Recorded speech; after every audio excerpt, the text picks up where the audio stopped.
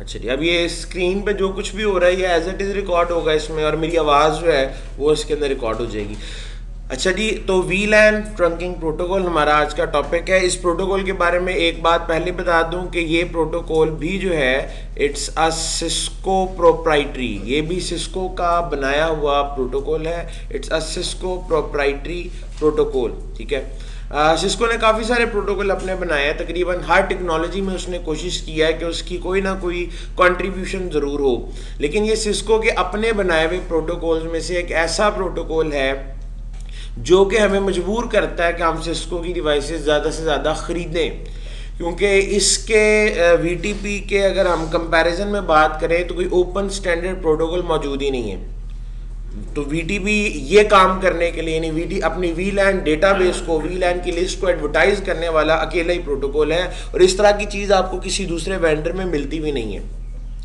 दूसरे वेंडर्स के ऊपर ये काम आपको ऑटोमेटिकली करना पड़ता है, जो काफ़ी मुश्किल, स्टैटिकली करना पड़ता है, जो कि काफ़ी मुश्किल होता है। तो ये एक फीचर स्विचिंग के अंदर ऐसा है कि आप मजबूर होते हैं कि आप सिस्को की डिवाइसेस, सिस्को के स्विचेस जो हैं वो अपने नेटवर्क में ज़्यादा से ज़्यादा लगाएं, ठीक है, ताकि आपको वीलैन बनाने में आसानी हो जाए।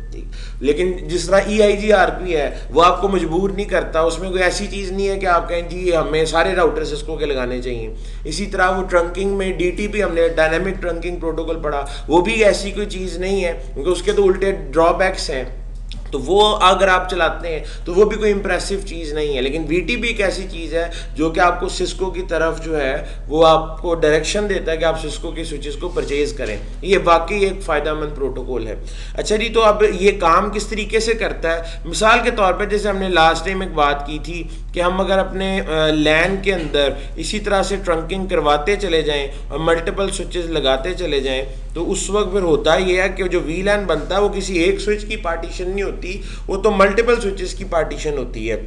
तो अगर मैंने मल्टीपल स्विचेस ट्रंकिंग के थ्रू लगाए हुए हैं और मैं चाहता हूं कि एक VLAN है, मिसाल के तौर पे VLAN 10 है, 20 है और 30 है, ये तीन VLANs आपके तमाम स्विचेस के ऊपर डिफाइन हो जाएं, तीन VLANs डिफाइन हो जाएं, ठीक है जी। मैं एक स्विच पे कन्फिगर करूं, सब पे डिफाइन हो जाएं, तो ऐसा मुमकिन है VTP के जरिए। ये जो मैंने चीज़ बनाई है इसको हम कहेंगे VLAN डेटाबेस, और मैं ये चाहूँगा कि ये VLAN डेटाबेस बाकी तमाम स्विचेस के ऊपर प्रोपगेट कर जाए, फैल जाए वहाँ तक। अच्छा, अब ये भी हो सकता है कि अगर मेरा लोकल एरिया नेटवर्क जो मेरा लैन है वो इतना बड़ा हो, ठीक है, लैन मेरा इतना बड़ा हो, जिस तरह मैंने लास्ट टाइम कहा था कि बहुत सारे स्विचेस होते हैं अक्सर ऑर्गेनाइजेशन के अंदर, 100 के करीब करीब भी हो सकते हैं, उससे ज़्यादा भी हो सकते हैं। तो इतने ढेर सारे स्विचेस को हो सकता है आप लोगों ने एडमिनिस्ट्रेशन पर्पस के लिए, आसानी से उनको हैंडल करने के लिए 2-3 हिस्सों में डिवाइड किया, यानी एडमिनिस्ट्रेटिव डिवीजन की हो। आप कहें जी ये जो एक अगर होटल है, आप कहें जी इसके 3 फ्लोर की जिम्मेदारी जो है वो किसी एक एडमिनिस्ट्रेटर की है, उससे ऊपर वाले 2 की किसी दूसरे की है, या आप इस तरह से कह लें कि उस होटल में जितने रूम्स हैं गेस्ट के लिए, उन रूम्स की जो रिस्पॉन्सिबिलिटी है वो एक एडमिनिस्ट्रेटर देखेगा, वहाँ पे रेंट पे जितने ऑफिसेज दिए हुए उसको दूसरा एडमिनिस्ट्रेटर देखेगा। किसी भी वजह से अपने लोड को डिवाइड करने के लिए मल्टीपल हो सकता है एडमिनिस्ट्रेटर्स की ड्यूटीज लगाई हो और लैंड को डिवाइड किया हो। अगर आपने लैंड को डिवाइड किया हुआ है और यहाँ तक मैं कहता हूँ ये वाली जो मैंने बाउंड्री एक बनाई है ये आपकी रिस्पॉन्सिबिलिटी है, यहाँ VLAN बनाना, VLANs को डिलीट करना, VLANs को एडिट करना, उनको मैनेज करना, ये आपकी रिस्पॉन्सिबिलिटी है। और यहाँ से ऑनवर्ड जो बाकी जितने स्विचेस हैं वो किसी दूसरे एडमिनिस्ट्रेटर की रिस्पॉन्सिबिलिटी है। तो अब अगर आप ये जो VTP होता है, VLAN ट्रंकिंग प्रोटोकॉल, ये तो तमाम सिस्को के स्विचेस के ऊपर मौजूद होता है। अब लैन तो एक ही है और दे आर डायरेक्ट और दे आर कनेक्टेड, ये दोनों चीज़ तमाम स्विचेस जो है वो एक दूसरे के साथ कनेक्टेड हैं। तो अगर कोई चीज़ जहाँ से ये एडवर्टाइज होगी तो ये इधर जाएगी, इधर से इधर भी जाएगी, इधर से इधर भी चली जाएगी और इधर भी चली जाएगी। एडवर्टाइज होना है इसने। आप चाहते हैं कि जो आपकी डोमेन के VLANs हैं वो प्रोपगेट होके दूसरे स्विचेस के ऊपर ना जा सकें, जो दूसरे एडमिनिस्ट्रेटर की डोमेन है उसमें ये ना जा सके। तो उसका तरीकाकार ये होता है, VTP के अंदर, इस प्रोटोकॉल के अंदर एक कॉन्सेप्ट है जिसे कहते हैं VTP डोमेन। VTP डोमेन ये बिल्कुल वैसा ही है जिस तरह OSPF में याद है प्रोसेस आईडी होती थी, EIGRP में ऑटोनोमस सिस्टम होते थे, ये बिल्कुल वैसे ही है। इसको कहते हैं VTP डोमेन। इसमें होता ही है कि ये मिसाल के तौर पर, अच्छा उधर नंबर्स इस्तेमाल किए जाते थे, वो इसमें में प्रोसेस ID एक नंबर होता था, EIGRP में ऑटोनोमस सिस्टम एक नंबर होता था। ये एक अल्फा न्यूमेरिक वैल्यू है, यानी आप यहाँ नाम भी दे सकते हैं, नंबर भी दे सकते हैं। मैं कहता हूँ जी ये है सिस्को 1, ये मेरी डोमेन है, और ये है सिस्को 2, ये दूसरे एडमिनिस्ट्रेटर की डोमेन है। इसको कहेंगे VTP डोमेन। इसको क्या कहेंगे? VTP domain. अब इसमें होता ही है कि ये जो 3 VLANs है यहाँ से एडवर्टाइज होके इस स्विच पे जाएंगे, क्योंकि इन दोनों स्विचेस का डोमेन नेम सेम है। दूसरे से तीसरे पे भी चले जाएंगे क्योंकि इनका डोमेन नेम भी सेम है। यहां से जब ये इधर जाएंगे, ये एडवर्टाइज होंगे जी। पहली चीज, ये इस तीसरे स्विच से एडवर्टाइज होके चौथे के पास जाएंगे, लेकिन चौथा उसको डिस्कार्ड कर देगा क्योंकि उसका अपना डोमेन नेम सिस्को 2 है। और ये जो अपडेट आई है वहां राउटिंग अपडेट होती थी, इसको कहते हैं VTP अपडेट। VTP अपडेट में VLAN की लिस्ट होती है, राउटिंग अपडेट में नेटवर्क आईडीज होती हैं, VTP की अपडेट में VLANs की लिस्ट होगी। तो जब ये VLAN की लिस्ट तीसरा स्विच चौथे को भेजेगा तो चौथा उसको रिसीव करके डिस्कार्ड करेगा। वो कहेगा भाई तुम तो डिफरेंट डोमेन से आए हो, मैं तुम्हें अपनी डेटाबेस में रखूंगा ही नहीं, यानी अपने टेबल के अंदर तुम्हें नहीं रखूंगा। यानी जिस तरह वहां राउटिंग टेबल होते थे, यहाँ VLAN डेटाबेस होती है। तो ये लोग, इनकी VLAN डेटाबेस अलग होगी जी, और इन लोगों की VLAN डेटाबेस अलग होगी, मुख्तलिफ होगी। यहां कुछ और VLAN चल रहे हैं सिस्को 1 के अंदर, और दूसरी तरफ कुछ और VLAN चल रहे हैं। तो VTP की कॉन्फ़िगरेशन में अगेन एक नया कॉन्सेप्ट पढ़ रहे हैं ना, कॉन्सेप्ट लंबा चौड़ा होता है, कॉन्फ़िगरेशन 2 लाइनों की होती है। तो VTP की कॉन्फ़िगरेशन के अंदर, अच्छा VTP उस वक्त तक ना एक्टिवेट नहीं होता जब तक कि आप उसमें डोमेन ID कॉन्फ़िगर ना करें, VTP की डोमेन ना कॉन्फ़िगर कर दें। यानी इस स्विच को बताना पड़ेगा कि भाई तू किस डोमेन में है, इसको भी बताना पड़ेगा कि तू किस डोमेन में है, इसको भी बताना पड़ेगा कि तू किस डोमेन में। हर स्विच की उसको डोमेन पता होनी चाहिए। बस जैसे उसको अपनी डोमेन पता लग जाएगी, VTP एक्टिवेट हो जाएगा। एक्टिवेट होने का मतलब है कि वो VTP अपडेट को रिसीव भी करेगा और सेंड भी करेगा, जैसे रिप करता है, जैसे बाकी प्रोटोकॉल। तो वैसे ही रिसीव एंड सेंड शुरू कर देता है, लेकिन तब जब उसको कोई नाम दे दिया जाता है, जब वो किसी डोमेन का मेंबर बन जाता है। तो इस तरीके से VTP का सबसे पहला कॉन्सेप्ट, प्राइमरी कॉन्सेप्ट है VTP का डोमेन। अच्छा VTP डोमेन की ना एक और आपको प्रॉपर डेफिनेशन भी लिखवाता हूँ, जो लिख के बड़ी मज़ेदार होती है, जो बताने में आसान होती है। मैंने अभी तक जितनी बातें की हैं ना, ये पढ़ने के हवाले से, समझने के हवाले से तो अच्छी हैं, लेकिन अगर इसको आप एक लाइन में डिफाइन करना चाहें, अगर आपसे कोई पूछे कि सिंगल लाइन में VTP डोमेन को डिफाइन करो, तो अभी आप शायद नहीं कर पाएंगे। आपके दिमाग, आपको पता है VTP डोमेन क्या होती है, लेकिन आपको अल्फाज नहीं मिल रहे होंगे कि मैं दूसरे को कैसे बताऊं। तो इसको बताने के लिए जो बेस्ट डॉक्यूमेंटेड डेफिनेशन है वो ये है, लिखिएगा मेरे साथ साथ। VTP domain is a group of switches. VTP domain is a group of switches. VTP मैं लिख भी देता हूँ जी, VTP domain is a group of switches। ये switches का एक ग्रुप होता है, group of switches। और कैसा ग्रुप? that shares, जो कि शेयर करता है। क्या चीज शेयर करता है जी? Same VLAN database, same VLAN database. जिस तरह एक ऑटोनोमस सिस्टम में तमाम राउटर्स की वो आपने कहा था ना, कन्वर्ज्ड नेटवर्क क्या होता है, कन्वर्जेंस क्या होती है, जिसमें सारे राउटर का राउटिंग टेबल कंप्लीट होता है और एक जैसा होता है। तो VTP डोमेन में क्या होता है? VTP डोमेन, वहां वो राउटर्स का ग्रुप था, यहां ये स्विचेस का ग्रुप है। VTP डोमेन स्विचेस का एक ऐसा ग्रुप है जो शेयर करता है सेम VLAN डेटाबेस। यानी मिसाल के तौर पे अब ये जो सिस्को 1 है, इसमें कितने स्विच हैं? 3। इन तीनों का ना VLAN डेटाबेस सेम होगी। जाहिर है जब एक दूसरे को भेजेगा, दूसरा तीसरे को भेजेगा, तो सब एक जैसे हो जाएंगे।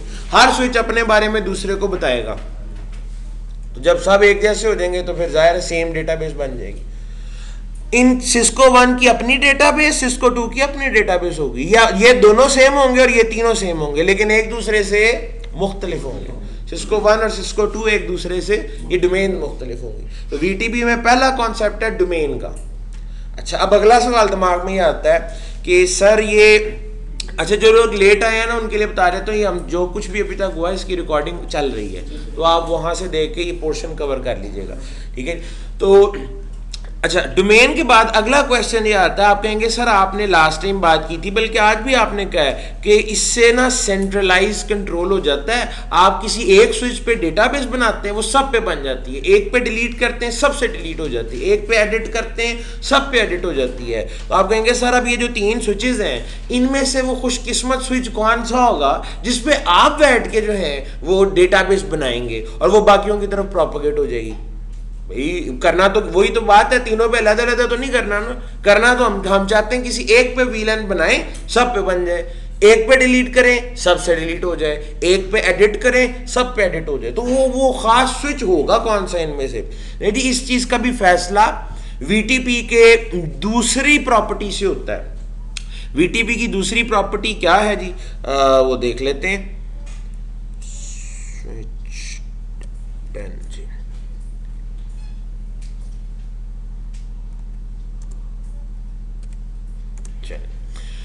दूसरी प्रॉपर्टी होती है उसको कहते हैं वीटीपी मोड।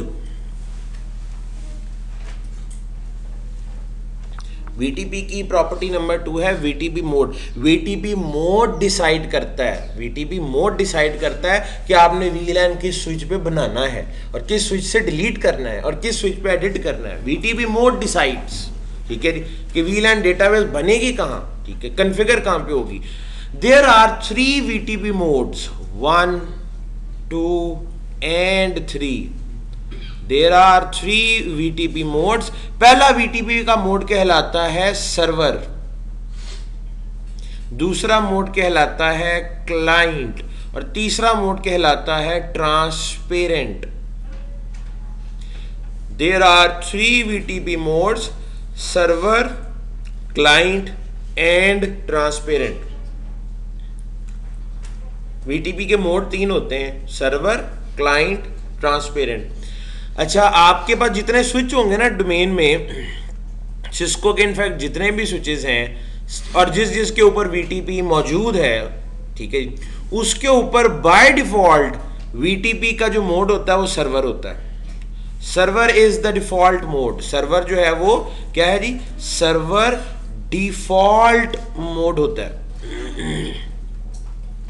अच्छा, ये कितने स्विच लगाए मैंने? 3। ये हर स्विच इन तीनों में से एक किसी एक में होता है एक वक्त में। या ये देखना, ये पहला स्विच जो है इसका मोड, ये इसको ABC कर देते हैं, ABC, ठीक है जी। ये जो स्विच A है इसका मोड सर्वर भी हो सकता है, क्लाइंट भी हो सकता है, ट्रांसपेरेंट भी हो सकता है, एक वक्त में एक, लेकिन बाय डिफॉल्ट क्या होता है, सर्वर। B का भी सर्वर होगा और C का भी सर्वर होगा। अब जेन्युइन क्वेश्चन अगला जो ज़हन में आता है वो ये आता है, सर सर्वर होने से, क्लाइंट होने से या ट्रांसपेरेंट होने से क्या फ़र्क पड़ता है? सर्वर के पास क्या इख्तियारात होते हैं, क्लाइंट के पास क्या होते हैं और ट्रांसपेरेंट हो तो क्या होता है? अब कंपैरिजन चाहिए, जवाब चाहिए, तीनों मोड्स में फ़र्क क्या है। उसके लिए ना आप लोग भी अपनी नोटबुक में इस तरह से कॉलम वाइज इसको लिख लें, सर्वर, उसके बाद आप क्लाइंट और तीसरे नंबर पे ट्रांसपेरेंट, और इनकी को 5 से 6 प्रॉपर्टीज होती हैं जिनका हमें कंपैरिजन करना है, तो वो मैं आपको लिखवाता हूँ। सर्वर है, क्लाइंट है और ट्रांसपेरेंट है। इसको बिल्कुल इसी तरह कॉलम वाइज लिख लें तो आपके लिए आसानी हो जाएगी इसको नोट करना। सबसे पहले बात करते हैं सर्वर की। बाय डिफॉल्ट ये भी सर्वर है, ये भी सर्वर है, ये भी सर्वर है। ऊपर एग्जांपल है ना जी जो चल रही ABC की, तो ये भी सर्वर, ये भी सर्वर और ये भी सर्वर, और मैं सर्वर को एक्सप्लेन करने लगा। चलें लिखें, in server mode we can configure और डिफाइन VLANs। अगर किसी स्विच का मोड सर्वर है ना तो स्विच पे VLAN बन सकता है, आप VLAN कन्फिगर कर सकते हैं। In server mode we can configure और डिफाइन। कन्फिगर या डिफाइन एक ही बात है, आप कन्फिगर कर सकते हैं VLAN या आप वो डिफाइन कहना चाहें तो डिफाइन कर सकते हैं। In server mode we can configure और डिफाइन VLAN। अगर किसी स्विच कन्फिगर या डिफाइन कर सकते हैं, मिसाल के तौर पे आप VLAN 10 बना दे बन जाएगा, 20 बना दे बन जाएगा, 30 बना दे बन जाएगा। In server mode we can configure और डिफाइन VLANs, ठीक है जी। Number 2, in server mode we can delete VLANs। Server mode में आप VLAN डिलीट भी कर सकते हैं। In server mode we can delete VLANs। Server mode में VLAN को डिलीट भी किया जा सकता है, बना भी सकते हैं और डिलीट भी कर सकते हैं। नंबर 3 आसान है, in server mode we can modify यानी कि एडिट, आप एडिट भी कर सकते हैं। सर्वर मोड में वी कैन एडिट और मॉडिफाई VLAN। सर्वर मोड में बन भी सकता है, डिलीट भी हो सकता है और एडिट भी हो सकता है। सर्वर मोड में VLAN बन सकता है, डिलीट हो सकता है और एडिट हो सकता है। नेक्स्ट सुनिएगा, इन सर्वर मोड, ये लिख लिया, इस तरह लिखेंगे डिफाइन, डिलीट, एडिट, इतना सी बात भी लिख लें तो काफी। ये चौथी प्रॉपर्टी है जी। सर्वर मोड में, इन सर्वर मोड वी कैन तो क्या, स्विच कैन, जो स्विच का मोड होता है ना, ये स्विच कैन रिसीव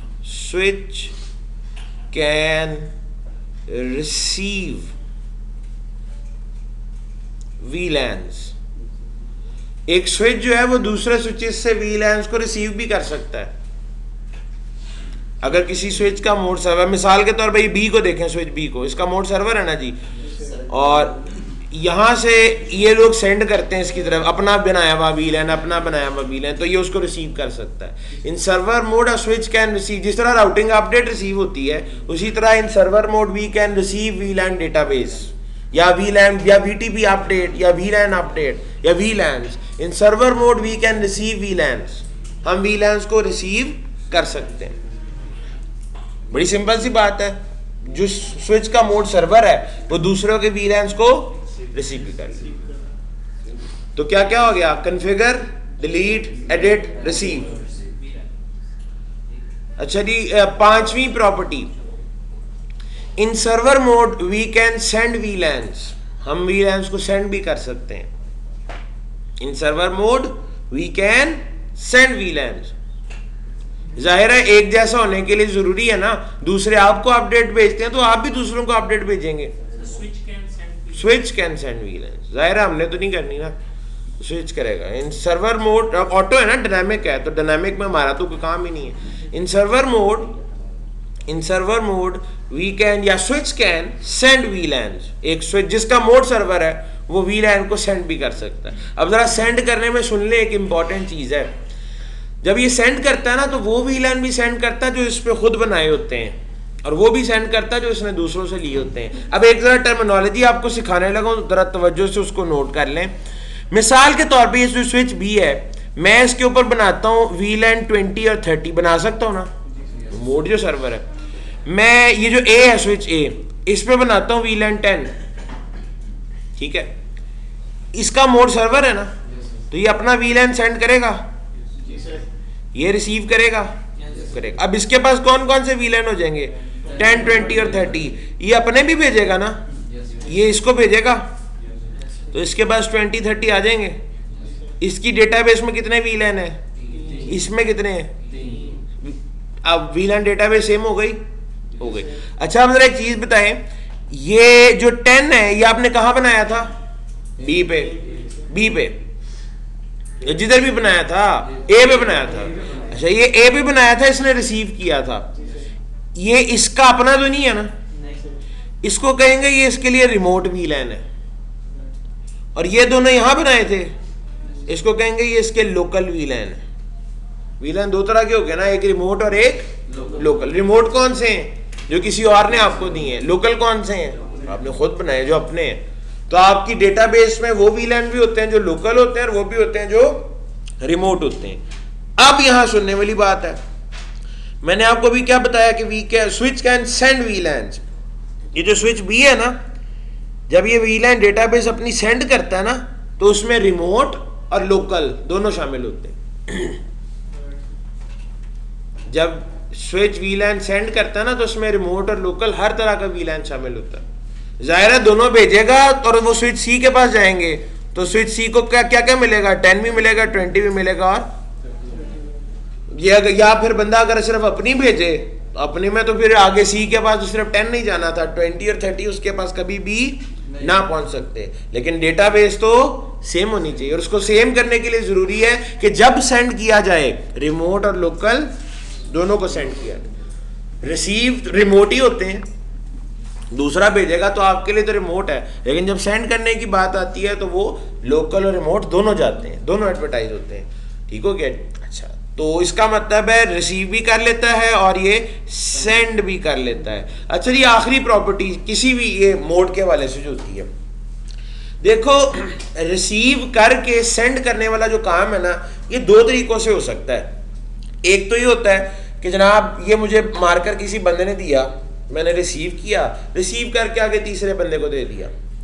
अब मेरे अपने हाथ में कुछ भी नहीं है, ये मार्कर आया, मैंने लिया, दूसरे को पकड़ा दिया, मेरे हाथ खाली हो गए। इसको कहते हैं receive and send without synchronisation. Synchronisation मुश्किल लग रहा है तो आप इसको कॉपी करना भी कह सकते हैं, यानी कि ये मेरे पास एक इंफॉर्मेशन आई, इसको मैंने अपने पास अपनी मेमोरी में कॉपी नहीं किया, कॉपी किए बगैर आगे फॉरवर्ड कर दिया। रिसीव एंड सेंड ये बिल्कुल वैसे ही है जिस तरह आप कहते हैं एक कान से सुन के दूसरे से निकाल देना, खुद आप दिमाग में रखते ही नहीं है उसको, बात को सुन निकाल दी, दूसरे को दे दी। Receive and send without synchronization, receive and send without synchronisation.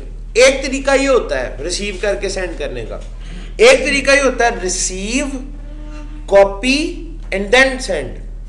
आपने रिसीव किया, अपने पास एक कॉपी रखी और दूसरे को भी एक कॉपी भेज दी। Receive copy and send, receive copy, या बेहतर यह है कि आप सिंक्रोनाइज लिखें। यहाँ सिंक्रोनाइज ये होता है ना कि एक जैसा होना है, कॉपी होना है, कंपैटिबिलिटी एक जैसी होनी चाहिए।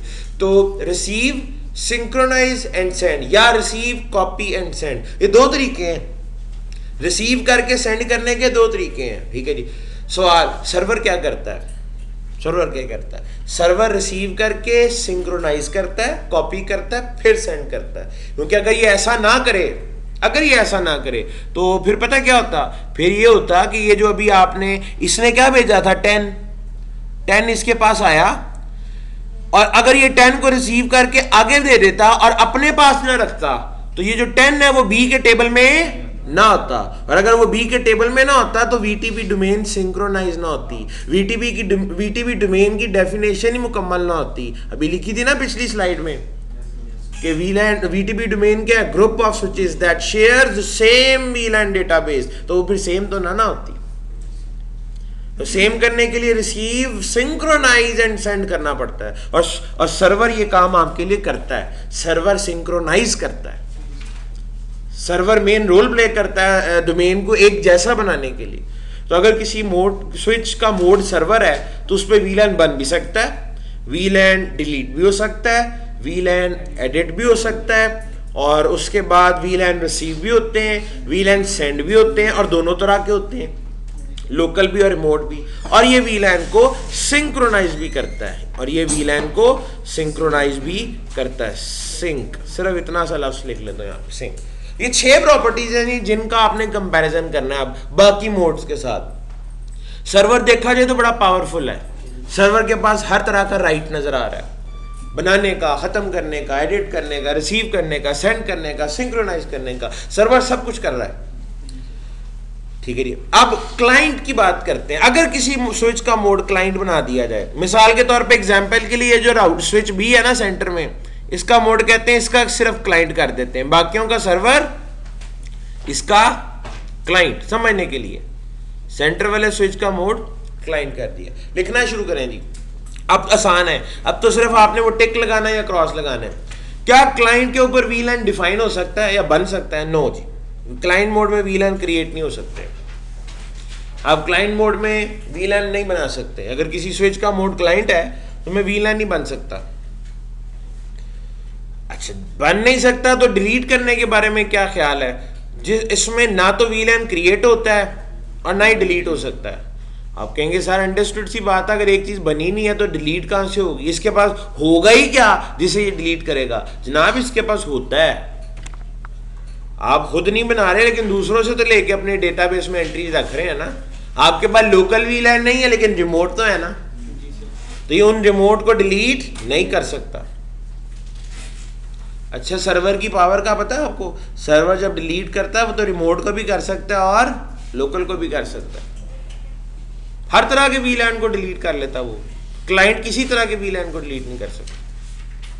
अच्छा, डिलीट भी नहीं कर सकता और मॉडिफाई भी नहीं कर सकता, ना डिलीट करेगा और ना ही एडिट करने देगा। पहली तीनों प्रॉपर्टीज तो इसकी नेगेटिव हो गई हैं, ना बन सकते हैं, ना डिलीट हो सकते हैं और ना ही मॉडिफाई हो सकते हैं। अच्छा, अब अगली चीज, अब बाकी इसका सारा दारोमदार जो है ना क्लाइंट का, ये आखिरी तीन प्रॉपर्टीज के ऊपर है।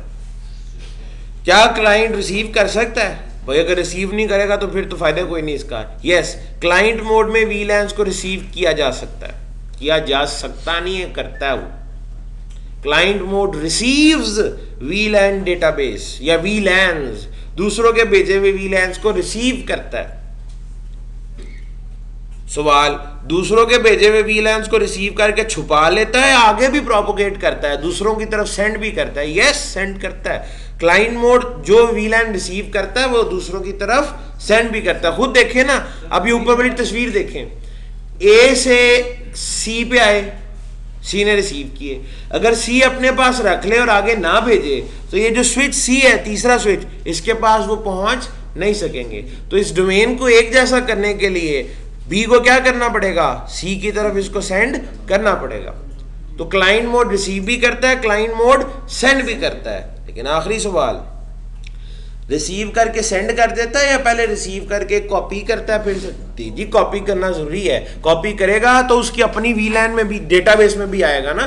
वीलैन डेटाबेस को सेम होना चाहिए और सेम बनाने के लिए उसे अपने पास कॉपी भी करना पड़ेगा। जो वीलैन ये रिसीव करता है उसे सिंक्रोनाइज भी करता है, सिंक्रोनाइज करके दूसरों की तरफ सेंड करता है। Receive, synchronise and then send.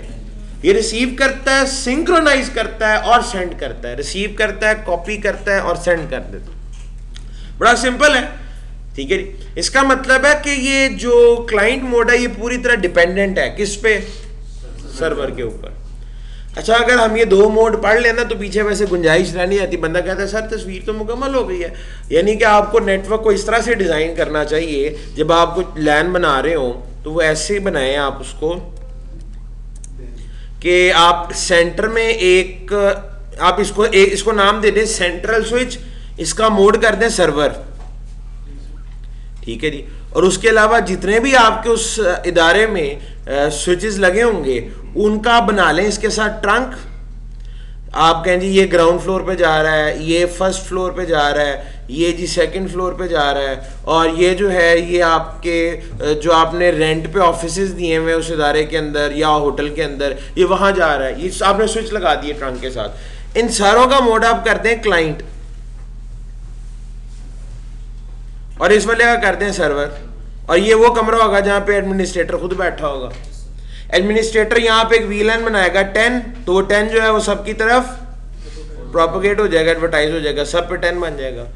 ये 20 बनाता है, 20 सब पे बन जाएगा, ठीक है जी। ये उसके बाद ये 10 को डिलीट करता है तो 10 सारों से डिलीट हो जाएगा। बिल्कुल जिस तरह नेटवर्क डाउन हो जाए तो प्रोटोकॉल अपडेट भेज के बाकियों से निकलवा देता है, उसको सबको बता देता है कि भाई ये नेटवर्क पहले मैं एडवर्टाइज कर रहा था अब ये डाउन हो गया है, तो आप भी अपने टेबल से इनको फ्लैश आउट कर दें। तो वीटीपी अपडेट भी यही होती है। अच्छा, ये वीटीपी अपडेट भी ना इंक्रीमेंटल एंड ट्रिगर्ड है, इंक्रीमेंटल एंड ट्रिगर्ड भी। अच्छा, ये मजेदार चीज है, ये इंक्रीमेंटल एंड ट्रिगर्ड भी है और ये पीरियोडिक भी है। पीरियोडिक इस तरह से है कि ये अगर आप ना वीलैन बनाएं या छेड़ें तो ये हर 5 मिनट के बाद रिफ्रेश होती रहती है। ये इंक्रीमेंटल एंड ट्रिगर्ड भी है और पीरियोडिक भी है।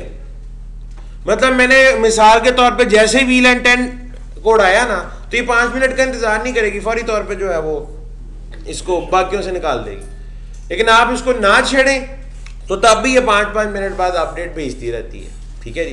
तो वैसे इंक्रीमेंटल एंड ट्रिगर्ड के होते हुए फायदा इसका कोई नहीं होता, ठीक है। आप कहेंगे सर ये फिर ये 5 मिनट वाले का फायदा क्या हुआ, दोनों रखने का क्या फायदा, बेहतर तो एक ही चीज है ना, या इंक्रीमेंटल एंड ट्रिगर्ड हो या पीरियोडिक हो। इसका फायदा ये है कि आप, एक होती है इसमें ये जो VTP डोमेन नेम है ना, मिसाल के तौर पे आप इसको तब्दील करते हैं, इसमें अब VTP के अंदर ना बहुत सारी चीजें हैं, इसमें ये ट्रिगर करता कब है, कि पता कब ट्रिगर करता है, जब आप एक नया VLAN बनाते हैं, बस ये उस वक्त ट्रिगर करता है, या डिलीट करते हैं तो उस वक्त ट्रिगर करता है। इसमें तब्दीलियां और भी बहुत तरह की होती हैं। मिसाल के तौर पे एक का डोमेन नेम जो ना पहले CCNA था, आपने डोमेन नेम बदल दिया, CCNP कर दिया। डोमेन नेम बदलने के बाद ये फौरी तौर पर ट्रिगर नहीं करता चीजों को, उस वक्त फिर आपको 5 मिनट का इंतजार करना पड़ता है। जब आप डोमेन नेम चेंज करते हैं ना, तो उस वक्त फिर ये 5 मिनट बाद अपडेट भेजता है। यानी तब्दीली है ना कि ये ट्रिगर किस तब्दीली पे ट्रिगर करता है, तो तब्दीली सिर्फ ये है कि आप नया VLAN बना दें, ट्रिगर हो जाएगा, पुराना डिलीट कर दें, ट्रिगर हो जाएगा। लेकिन और भी बहुत सारी चीजें VTP में है, मोड बदल दिया 5 मिनट बाद जाएगा, डोमेन नेम बदल दिया 5 मिनट बाद ये अपडेट जाती है। तो कुछ चीजें हैं जो पीरियोडिक हैं, कुछ चीजें हैं जो इंक्रीमेंटल एंड ट्रिगर्ड है। VLAN नया बनाना इंक्रीमेंटल ट्रिगर है, VLAN डिलीट होना इंक्रीमेंटल एंड ट्रिगर्ड है, VLAN का नाम बदल देना, सॉरी VTP में डोमेन नेम बदल देना, इसका इंपैक्ट 5 मिनट लगते हैं आने में, ठीक है जी। तो ये उसका होगा, और इसके लिए वो 5 मिनट वाली कहानी चलती है। तो हम यही इसको कहेंगे कि इसमें दोनों ऑप्शन होती हैं, और उसमें कहेंगे कि कुछ चीजें जो इंक्रीमेंटल एंड ट्रिगर्ड है और कुछ हिस्सा इसका पीरियोडिक होता है, सही है। अच्छा जी, अब आप कहेंगे सर ये तो तस्वीर मुकम्मल है और बड़ी सिंपल है, ऐसे ही होना चाहिए। अगर हमें भी नेटवर्क डिजाइन करने के लिए दिया जाता कि ज्यादा सारे स्विच हैं, तो आप कहें सर शायद मैं भी ऐसे ही बनाता, एक स्विच को सेंट्रल बना लेता, सारे स्विचेस को इसके साथ ट्रंक बना के कनेक्ट करा देता, और बाकियों को मैं कंट्रोल करता रहता इसके साथ। तो इसमें तो और किसी मोड की गुंजाइश ही नहीं निकलती, ठीक है जी। तो आपने तो 3 मोड लिखे हुए हैं, ट्रांसपेरेंट भी एक मोड है, उसका क्या रोल हो सकता है, उसका कहाँ मार्जिन निकलता है। चले उसका मार्जिन अभी मैं निकलवाता हूं। पहले काम करते हैं, पिछली स्लाइड के ऊपर जाके ना, तो ये जो अभी हमने पढ़ा है इसको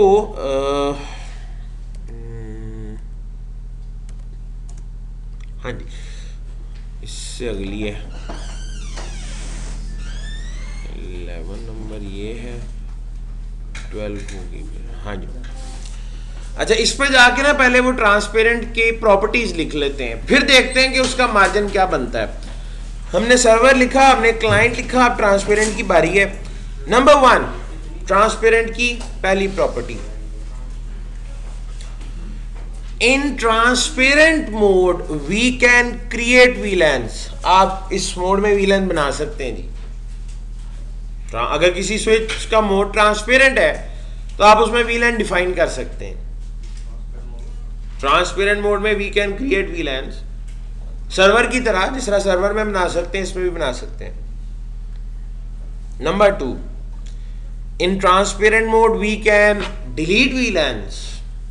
ट्रांसपेरेंट मोड में VLAN डिलीट भी किया जा सकते हैं, लेकिन ये लाइन इतनी नहीं होगी, इसको थोड़ा सा आपको और लिखना पड़ेगा। लिखें, in transparent mode we can delete VLANs, इसके आगे लगेगा कॉमा, और फिर आप लिखेंगे but only those VLANs that are created in transparent mode, या आप कहेंगे only local VLANs, क्या, but only local VLANs।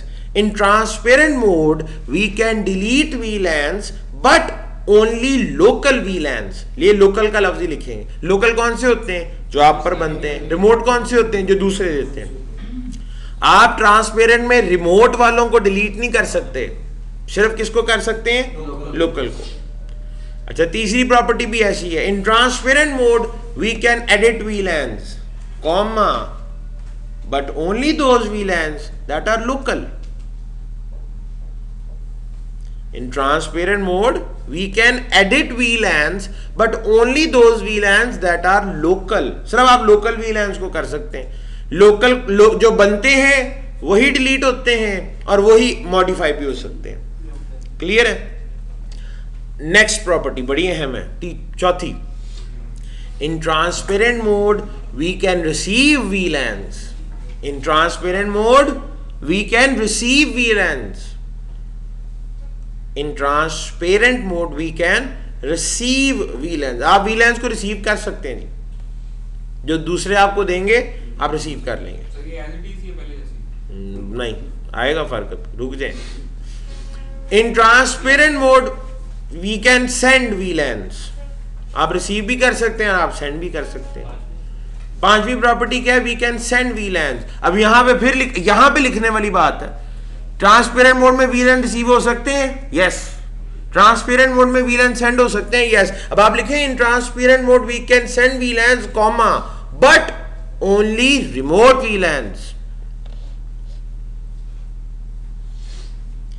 In transparent mode we can send VLANs but only remote VLANs। मेरे पास दो तरह के ऑप्शन है ना, लोकल की भी है और रिमोट की भी है, लेकिन मैं सेंड किसको करूंगा?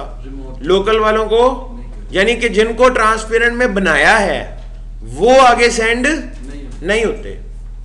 सेंड कौन होता है? जो दूसरों ने दिए। जिनको रिसीव किया था उन्हें सेंड कर दिया, जिन्हें रिसीव किया था उन्हें सेंड कर दिया। पांचवी, छठी और आखिरी property, in transparent mode we can receive VLANs but send without synchronisation. Transparent mode में VLAN सिंक्रोनाइज नहीं होते, यानी उसमें यही काम होता है, एक कान से सुना दूसरे से निकाल दिया। Receive, send without synchronisation. In transparent mode, we can receive VLANs, we can send VLANs without synchronization। जो VLAN सेंड करते हैं उन्हें सिंक्रोनाइज किए बगैर सेंड कर दिया जाता है। आप छठी प्रॉपर्टी में सिर्फ ये लिखेंगे we cannot synchronize VLANs in transparent mode, that's it। Transparent mode में VLAN सिंक्रोनाइज नहीं होते। अच्छा, अब ये बातें लिख तो ली हैं, लेकिन इसकी समझ आएगी तस्वीर के साथ, तो नहीं एक और इसके अंदर स्लाइड बना लेते हैं, उसमें देख लेते हैं जी क्या करना है। ट्रांसपेरेंट का जी कुछ सिलसिला ऐसा है, मिसाल के तौर पर मैं कहता हूं ये सर्वर है, ये ट्रांसपेरेंट है और ये क्लाइंट है जी। सर्वर, ट्रांसपेरेंट और क्लाइंट। अच्छा, सर्वर के ऊपर VLAN बन सकते हैं, यस। मैं यहां VLAN बनाता हूं 10, 20 और 30। ट्रांसपेरेंट पे बन सकते हैं, यहां मैं बनाता हूं 40 और 50।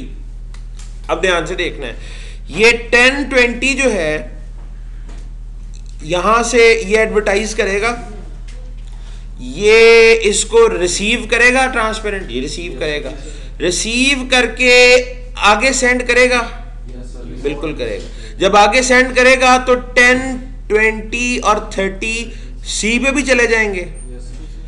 एडवर्टाइज कहां से हुए थे? सर्वर से। रिसीव कहां पे हुए हैं? क्लाइंट के ऊपर, ठीक है जी। अच्छा, ये जो इसके अपने टेबल में आएंगे ये नहीं, ये 10, 20, 30 जो है इसके अपने टेबल में नहीं आएंगे। अच्छा, ये जो 40, 50 आपने बनाया है ये इधर और इधर एडवर्टाइज करेगा?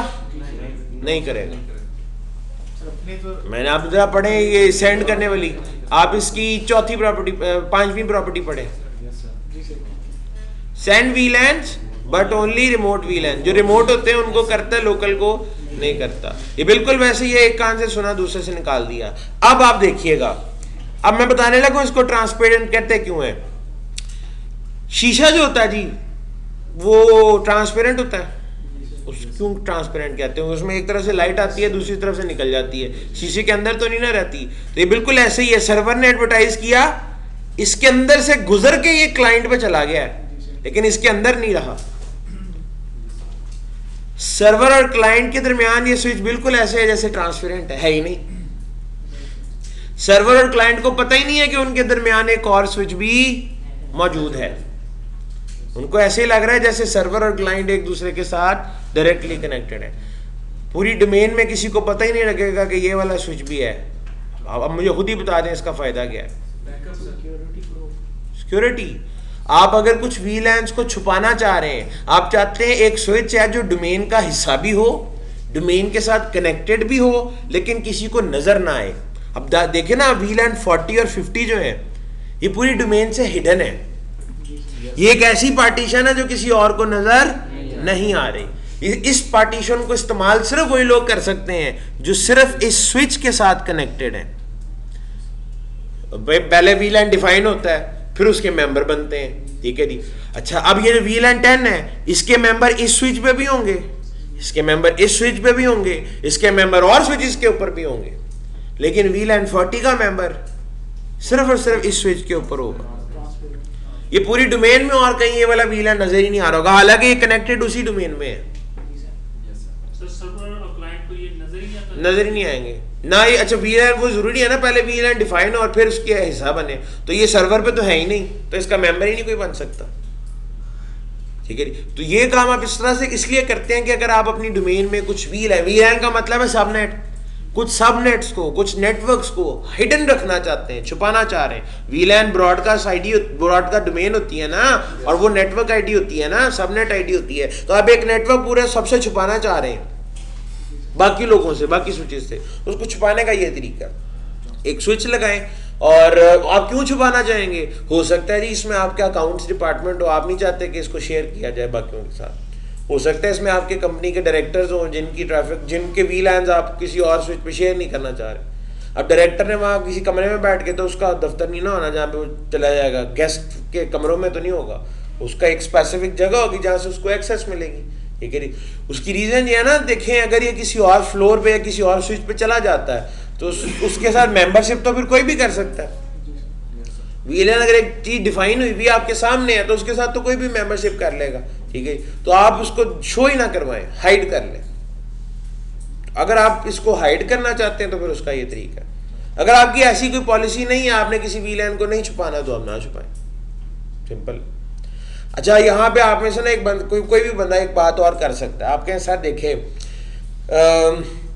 आप कहते हैं कि ये जो ट्रांसपेरेंट स्विच है ये बड़ा पावरफुल है और उस पर बड़े इंपॉर्टेंट लोग बैठे हुए हैं। आप कहेंगे सर इन अहम लोगों को वो जो आम सर्विसेज जो सबके पास अवेलेबल हैं, मिसाल के तौर पे VLAN 10 के अंदर, VLAN 10 एक नेटवर्क है ना, हो सकता है इस नेटवर्क में कोई प्रिंटर लगे हो, ये 20 जो है इसमें इंटरनेट आ रहा हो, ठीक है जी। इसमें आपका वो उस इदारे का मेल सर्वर लगा हो जहाँ से वो मेल सारी उनकी कंट्रोल होती है। कहते हैं ये जो नॉर्मल सर्विसेज जो हर एक के पास हैं, वो आपके डायरेक्टर्स और ये जो अकाउंट्स के लोग हैं इनको तो नहीं मिल रही होगी ना, इनके पास वो VLAN ही नहीं है बेचारों के पास। तो उसका बड़ा आसान हल है, क्या मैं ट्रांसपेरेंट मोड में भी ये VLAN क्रिएट कर सकता हूँ? कोई भी VLAN क्रिएट कर सकता हूँ। मैं जाके हाथ से लिख देता हूँ 10, 20, 30। अब ये एक ऐसा स्विच है जिसके पास क्या क्या कुछ है, इसके पास 40 भी है, 50 भी है, 10 भी है, 20 भी है, 30 भी है। इनको सारों की सर्विसेज मिल रही हैं, लेकिन बाकियों को 40 और 50 की सर्विसेज नहीं मिलेंगी। ट्रांसपेरेंट स्विच का ये फायदा, यानी ट्रांसपेरेंट स्विच को, अच्छा ये बहुत ज्यादा आपको इंप्लीमेंट हुआ नजर नहीं आता नॉर्मली सर्वर और क्लाइंट के साथ आपका, क्योंकि हमने अगर सिक्योरिटी इंप्लीमेंट करनी हो ना तो उसके और तरीके होते हैं। ये एक है, इट इज एन ऑप्शन। अगर आपका दिमाग माने, आपको क्लिक कर जाए, आपके पास और कोई ऑप्शन ना नजर आ रही हो, तो आप इसको इस्तेमाल कर सकते हैं। आपके पास एक आइडिया है, ठीक है जी। आपसे कोई पूछे जी ट्रांसपेरेंट स्विच की जरूरत क्या होती है, तो आप कहेंगे सिर्फ कुछ VLANs को अपने नेटवर्क, अपनी VTP डोमेन में कुछ VLANs को हाइड करने के लिए ट्रांसपेरेंट स्विच का इस्तेमाल किया जाता है। इसका सिर्फ इतना सा जवाब है। ट्रांसपेरेंट मोड स्विच क्यों यूज करते हैं? VTP डोमेन में सिक्योरिटी के लिए, कुछ VLANs को हाइड करने के लिए ट्रांसपेरेंट स्विच का इस्तेमाल किया जाता है। VTP डोमेन में सिक्योरिटी पॉइंट ऑफ व्यू से कुछ VLANs को हाइड करने के लिए ट्रांसपेरेंट स्विच का इस्तेमाल किया जाता है। That's it. ये ट्रांसपेरेंट का इतना सा रोल है सिर्फ। और ऐसा स्विच आपके डोमेन में ज्यादा सारे होंगे, एक आधा ही होगा, एक आधा ही, अगर हुआ तो एक आधी होगा। नॉर्मल सर्वर और क्लाइंट ये चल रहा होता है। क्यों, कौन सी वाली लाइन? ट्रांसपेरेंट मोड में, ट्रांसपेरेंट मोड क्यों इंप्लीमेंट किया जाता है? टू इंप्लीमेंट सिक्योरिटी, ठीक है जी, to implement security in your VTP domain. आप अपनी VTP डोमेन में सिक्योरिटी इंप्लीमेंट करना चाहते हैं कुछ VLANs के लिए, तो आप उसमें ट्रांसपेरेंट को करेंगे सिक्योरिटी इंप्लीमेंटेशन। किसकी? क्लाइंट की। क्लाइंट सर्वर का वो, ये उसकी वन लाइन नहीं है। आप यूं कह सकते हैं कि सर्वर के पास तमाम एडमिनिस्ट्रेटिव राइट्स होते हैं और क्लाइंट जो है वो सर्वर पे डिपेंडेंट होता है। क्लाइंट मुकम्मल तौर पे सर्वर पे डिपेंडेंट है। और तमाम एडमिनिस्ट्रेटिव राइट्स जो है क्लाइंट के पास तमाम क्या उसके पास कोई एडमिनिस्ट्रेटिव राइट नहीं है। क्लाइंट पूरी तरह डिपेंडेंट है सर्वर के ऊपर, ठीक है जी। क्लाइंट के एडमिनिस्ट्रेटिव राइट्स नहीं होते, एडमिनिस्ट्रेटिव राइट्स सारे के सारे सर्वर के पास होते हैं। और क्लाइंट डिपेंडेंट है सर्वर पे और सर्वर इंडिपेंडेंट है। सर्वर इंडिपेंडेंट होता है, उसको बाकियों की जरूरत नहीं होती, ठीक है। सर्वर अकेला भी अपना गुजारा कर सकता है। चले जी, ये था। अच्छा, वीटीपी में ये दो मेन चीजें हैं। अब सीसीएनए के अंदर ये डिस्कस होती हैं, डोमेन और मोड। अब देखो, मैंने इतनी देर से वीटीपी की बातें कर रहा हूँ, इनफैक्ट पिछले लेक्चर में मैंने इसका नाम ले लिया था, लेकिन अब इसकी कॉन्फ़िगरेशन जब करनी होगी तो क्या करना होगा आपको? वीटीपी डोमेन बनानी है, एक लाइन, दूसरा मोड डिफाइन कर देना, खत्म। ले जी, ईथरनेट स्विचिंग और लेयर 2 स्विचिंग के अंदर अब हमारा एक आखिरी टॉपिक रह गया, उसको पढ़ के तो इसकी हम इंप्लीमेंटेशन करेंगे, लैब करेंगे और ऐसा डिजाइन बना लेंगे कि जिसमें ट्रंकिंग भी हो जाए, जिसमें वीलैन भी बन जाए, जिसमें मेंबरशिप भी हो जाए वीलैन के साथ, जिसमें वीटीपी भी इंप्लीमेंट हो जाए और जिसमें हमारा अब जो टॉपिक पढ़ने लगे वो भी हो जाए। जितना इंपॉर्टेंट वीलैन का टॉपिक है उससे ज्यादा इंपॉर्टेंट, क्योंकि इसका ताल्लुक उसी के साथ है, उससे ज्यादा इंपॉर्टेंट टॉपिक जो है वो हम अब पढ़ने लगे हैं, ठीक है जी। और उसका नाम अगेन वही बात है, मैं बाद में बताऊंगा, पहले जरा थोड़ी सी उसकी जरूरत देख लेते हैं कि आखिर उसकी जरूरत है भी या नहीं है।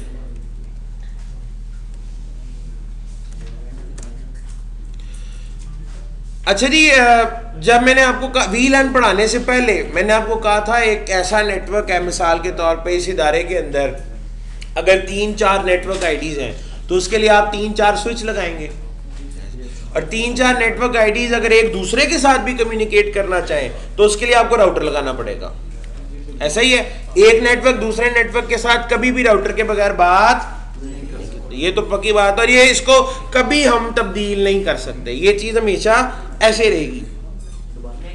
दोबारा सुन लें, एक नेटवर्क दूसरे नेटवर्क से राउटर के बगैर बात नहीं कर सकता। क्या मैं इसको इस तरह से कह सकता हूं कि एक वीलैन दूसरे वीलैन से राउटर के बगैर कम्युनिकेट नहीं कर सकता? अगर मैं ऐसे बोलूं तो कैसा है? बात वही है ना, एक वीलैन का मतलब एक नेटवर्क आईडी, तो दो वीलैंस का मतलब दो नेटवर्क आईडी। तो दो वीलैंस आपस में एक दूसरे के साथ उस वक्त तक बात नहीं कर सकते जब तक कि उनके दरमियान राउटर ना लगाया जाए, यानी राउटिंग ना कराई जाए। ऐसा ही है ना, दो वीलैन दो नेटवर्क, तीन वीलैन तीन नेटवर्क। तो इसको ऐसे कह लें, तीन वीलैन एक दूसरे से कम्युनिकेट नहीं कर सकते जब तक कि उनके दरमियान राउटर न लगाए। अच्छा, जब तक मैंने बात रखी हुई थी ना कि तीन नेटवर्क के लिए तीन स्विच अलहदा है, तो आप बड़ी आसानी से बता देते थे कि सर देखें ये एक स्विच ये है, ठीक है जी, दूसरा स्विच ये है, तीसरा स्विच ये है, इनके दरमियान राउटर लगाना है, तो ऐसे आप राउटर लगा दें। ये डिफॉल्ट गेटवे बन जाएगा इस लैन के लिए, ये गेटवे बन जाएगा इस लैन के लिए, और ये गेटवे बन जाएगा। सिंपल था ना? नहीं, फिजिकल स्विच में तो ऐसी थी ना तस्वीर, इसमें कंफ्यूजन कोई नहीं थी। अब मसला हो गया, अब आपने तस्वीर ही ऐसी नहीं रहने दी, अब आपने कह दी तस्वीर ऐसी होगी कि ये जो वीलैंस हैं एक ही फिजिकल स्विच होगा, उसमें ये जो तीन स्विच हैं वो इस तरह से हो जाएंगे। आप कहेंगे ये वीलैन 10 है, ये वीलैन 20 है, ये वीलैन 30 है, कुछ मेंबर्स इसके हैं, कुछ मेंबर्स इसके हैं, कुछ मेंबर्स इसके हैं। अब ये हो गया हुआ ना, ठीक है। और ये एक मिनट जरा बताइएगा, स्विच की ये वाली जो पोर्ट्स हैं इनको आप क्या कहते हैं?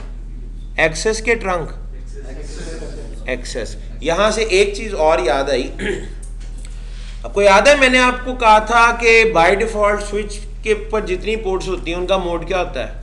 एक्सेस। लास्ट टाइम हमने एक डेफिनेशन पढ़ी थी कि एक्सेस पोर्ट वो होती है जो किसी वीलैन का मेंबर हो। आप जरा सोचें, मैंने कहा था हर स्विच जो होता है बाय डिफॉल्ट उसकी सारी पोर्ट्स एक्सेस होती हैं। इसका मतलब है अगर वो फैक्ट्री से भी स्विच आता है तो वो सारी पोर्ट किसी ना किसी वीलैन का मेंबर होती होंगी, तो वो एक्सेस है ना। तो सुन लें, एक स्विच के ऊपर वीलैन 1 जो है, एक वीलैन है वीलैन 1, हर स्विच के ऊपर बाय डिफॉल्ट वीलैन 1 बना होता है। VLAN 1 का नंबर 1 है और इसका नाम होता है डिफॉल्ट। ये एक ऐसा VLAN है जो हर स्विच के ऊपर फैक्ट्री से ही बना के भेजा जाता है और सारी पोर्ट्स इसका मेंबर होती हैं। हर स्विच के ऊपर एक VLAN फैक्ट्री से बन के आता है और स्विच की 24 है तो 24 की 24 पोर्ट इस VLAN का मेंबर होती हैं। तो जाहिर है जब वो एक पोर्ट VLAN 1 का मेंबर है तो वो एक्सेस ही होगी ना। आप VLAN 10 बनाते हैं तो वो 1 अलग रहता है, 10 दूसरा बन जाता है। आप 30 बनाते हैं तो 3 हो जाते हैं। 1 ने रहना ही रहना है, 1 तो पहले से ही है, वो पहले ही बना होता है। असल में आप कर ये रहे होते हैं 1 से पोर्ट्स को निकाल के दूसरे VLAN में डाल रहे होते हैं। और अगर आप किसी पोर्ट को ट्रंक बना दे तो पता क्या होता है, ट्रंक पोर्ट किसी VLAN का मेंबर नहीं। आप मिसाल के तौर पे 5वीं पोर्ट है, फैक्ट्री से 5वीं पोर्ट एक्सेस बन के आई है क्योंकि 5वीं पोर्ट VLAN 1 का मेंबर है। आप 5वीं पोर्ट को कहते हो भाई तुम ट्रंक हो, तो जब आप उसे कहते हैं ना तुम ट्रंक हो, तो पहले वो अपनी VLAN 1 के साथ खुद ही मेंबरशिप कैंसिल कर देती है। वो VLAN 1 से बाहर निकला, उसे छोड़ देती है। 5वीं पोर्ट VLAN 1 को छोड़ देगी और फिर ट्रंक बन जाएगी। फैक्ट्री से एक VLAN ये बन के आता है। अच्छा, अब आपसे सवाल पूछे बाय डिफॉल्ट कितने VLAN बने होते हैं? एक। ठीक है। अच्छा, ये जवाब जो है ना आपका कुछ लोग ठीक मानेंगे, कुछ लोग गलत मानेंगे। अब क्यों वो भी सुन लें। आप लोगों ने इसके लिए ना सही थोड़ा तफसील से जवाब देना है। स्विच के ऊपर वैसे बाय डिफॉल्ट ना 5 VLAN टोटल बन के आते हैं। एक तो VLAN 1 है, इसके बाद 1002 है, 1003 है, 1004 है और 1005 है। टोटल 5 है। 1 है, 1002, 1003, 1004 और 1005। अब आपका जवाब ठीक कैसे होगा और गलत कैसे हो सकता है? आजकल लैन का स्टैंडर्ड क्या चल रहा है? और तो कोई नहीं है ना? नहीं है, और कोई भी नहीं है। ईथरनेट। इनमें से ये जो लिस्ट है, ईथरनेट के लिए सिर्फ ये एक VLAN बना होता है। ये जो बाकी के 4 है ना, दे आर रिजर्व्ड। और ये जो ईथरनेट से पुरानी टेक्नोलॉजी थी ना, जिनमें एक नाम है टोकन रिंग का, ये उसमें इस्तेमाल होती थी। तो उन्होंने ये इसलिए रखी हुई है कि अगर कहीं से कि को पुराना स्विच चल रहा है, आपको मैंने 2500 सीरीज का एक राउटर भी दिखाया था, उस पर भी ना AUI के साथ टोकन रिंग की एक पोर्ट थी, क्योंकि राउटर को 15-20 साल पुराना है। तो अगर कहीं पे वो पुराना स्टैंडर्ड चल रहा है, वैसे नजर नहीं आएगा, बहुत कम होगा, ठीक है जी। तो अगर टोकन रिंग किसी जगह पे चला हुआ है तो ये उनके लिए बने हुए ओल्ड टेक्नोलॉजीज के लिए जो ऑब्सोलीट हो गई हुई, खत्म हो गई हुई। VLAN तो हमारे पास बहुत ज्यादा है, 4094 तक, तो उनमें से सिर्फ ये 4 रिजर्व करके रखे हुए हैं। They are not for Ethernet, ये ईथरनेट के लिए नहीं है। तो आपका जवाब इस तरह से ठीक हो सकता है, आपको कहा जी ईथरनेट के लिए एक होता है, वैसे 5 है लेकिन ईथरनेट के लिए एक है, बाकी 4 ओल्ड स्टैंडर्ड्स के लिए बने होते हैं। आप तफसील से जवाब दें। आपसे पूछे ना कि कितने VLAN होते हैं, आप कहेंगे 5 होते हैं, उनमें से VLAN 1 ईथरनेट के लिए, बाकी 4 1002 से 5 तक ओल्ड ऑब्सोलीटेड टेक्नोलॉजीज के लिए, जो कि आप इस्तेमाल नहीं होते। अच्छा, स्विच VLAN का ताल्लुक ही स्विच के साथ। अच्छा जी, अब तो इसके अलावा बाकी जो VLAN है, आपने कहा ना 1 से लेकर 4094 तक, बाकी सारे ईथरनेट के लिए हैं, सिर्फ ये 4 नहीं है। ये 4 नहीं है, बाकी सब के सब ईथरनेट के लिए। पॉइंट क्लियर हो गया? अच्छा, एक हमने बात की थी VLAN ID की। हमने कहा VLAN का नंबर होता है, VLAN ID। क्या VLAN ID सिर्फ एक नंबर ही होता है? सुन लें, VLAN ID जो है ना जी, वैसे इसमें 2 ऑप्शन हैं, number and name. Name is optional, number is compulsory. Number देना लाजमी है, नाम देना ऑप्शनल है। नाम अब क्यों देते हैं? मिसाल के तौर पे मैं कहूं जी VLAN 10 है, 20 है, 30 है, 40 है, 50 है। आपने आज बनाया, आज आपको याद है कि मैंने VLAN 10 अकाउंट डिपार्टमेंट के लिए रखा है, 20 जो है उसमें वो HR वाले हैं, 30 जो है उसमें मेरे वो पहला और दूसरा फ्लोर है होटल का। आज आपको याद है, कुछ अर्से बाद आप भूल नहीं जाएंगे। वो ऊपर से एक गेस्ट आता है, वो कहता है मेरे कमरे में इंटरनेट नहीं चल रहा, दूसरे फ्लोर से इंटरनेट की एक्सेस नहीं है। अब जाहिर है वो पोर्ट जो है उसकी क्लाइंट की हो सकता है स्विच के साथ हिल गई हो, या उसकी मेंबरशिप वीलैन से कैंसिल हो गई हो, कॉन्फ़िगरेशन मिस्टेक हो गई। तो आपको ये याद होना चाहिए कि वो जो क्लाइंट है जो सेकंड फ्लोर पे रह रहा है वो किस वीलैन में होना चाहिए। अब आपको भूल जाएगा, आप ढूंढ रहे होंगे यार वो मुझे याद नहीं आ रहा, आप अकाउंट वालों में ढूंढ रहे हो उनको, आपको याद ही नहीं है कि सेकंड फ्लोर का वीलैन कौन सा है। तो अगर मैं इस तरह कर लूँ कि मैं कहूँ जी वीलैन 10 को नाम भी साथ दे दूँ कि वीलैन 10 का नाम है अकाउंट्स, वीलैन 20 का नाम है HR, वीलैन 30 का नाम है फर्स्ट फ्लोर, वीलैन 40 का नाम है सेकंड फ्लोर। तो अगर सेकंड फ्लोर से कंप्लेंट आती है तो मैं वीलैन 40 को चेक कर लूंगा क्योंकि 40 के आगे उसका नाम भी लिखा होगा। यानी आप वीलैन को नाम भी दे सकते हैं, विच इज ऑप्शनल, देना जरूरी नहीं, लेकिन उसका स्विच को फायदा नहीं होता, हमें फायदा होता है। नाम भी वीलैन को दिया जा सकता है। तो वीलैन आईडी क्या है? Name and number. Name is optional, number is compulsory. Number के बगैर तो वीलैन बनता ही नहीं है। इसी तरह आप देखें ना, मैंने अभी आपको वीलैन 1 के बारे में बताया। वीलैन 1 उसका नंबर है और डिफॉल्ट उसका नाम है। देखो ना कितना क्लियर हो जाता है, डिफॉल्ट पढ़ के पता लग जाता है ये बाई डिफॉल्ट है, ये फैक्ट्री से बन के आया है। तो नाम आपके लिए आसानी पैदा कर देता। मुझे हमेशा याद रहेगा कि वीलैन 1 डिफॉल्ट है, इसका मतलब है फैक्ट्री से बन के आया था। क्लियर हो गया? ठीक है। तो हम ये बात कर रहे थे कि ये जितनी भी पोर्ट्स हैं ये सारी की सारी एक्सेस है। अच्छा, ये 3 पोर्ट किसका मेंबर है? 10 का, ये वाली 20 का, ये वाली 30 का। ये तीनों आपस में कम्युनिकेट करेंगे। 10 के मेंबर्स 20 के भी करेंगे और 30 के भी करेंगे। और मैं चाहता ये हूं कि आज यहां जो लैपटॉप लगा हुआ है 30 में, वो बात करे 10 के साथ। यहां पे जो एक यूजर बैठा हुआ है उसके साथ, ये सोर्स हो और ये डेस्टिनेशन हो। तो ये जो आप कम्युनिकेशन कराना चाह रहे हैं ये डिफरेंट नेटवर्क्स के यूजर्स के दरमियान है ना। इसके लिए राउटर लगाना पड़ेगा। सवाल है ये यहां राउटर लगेगा किधर? इसका बड़ा आसान तरीका है।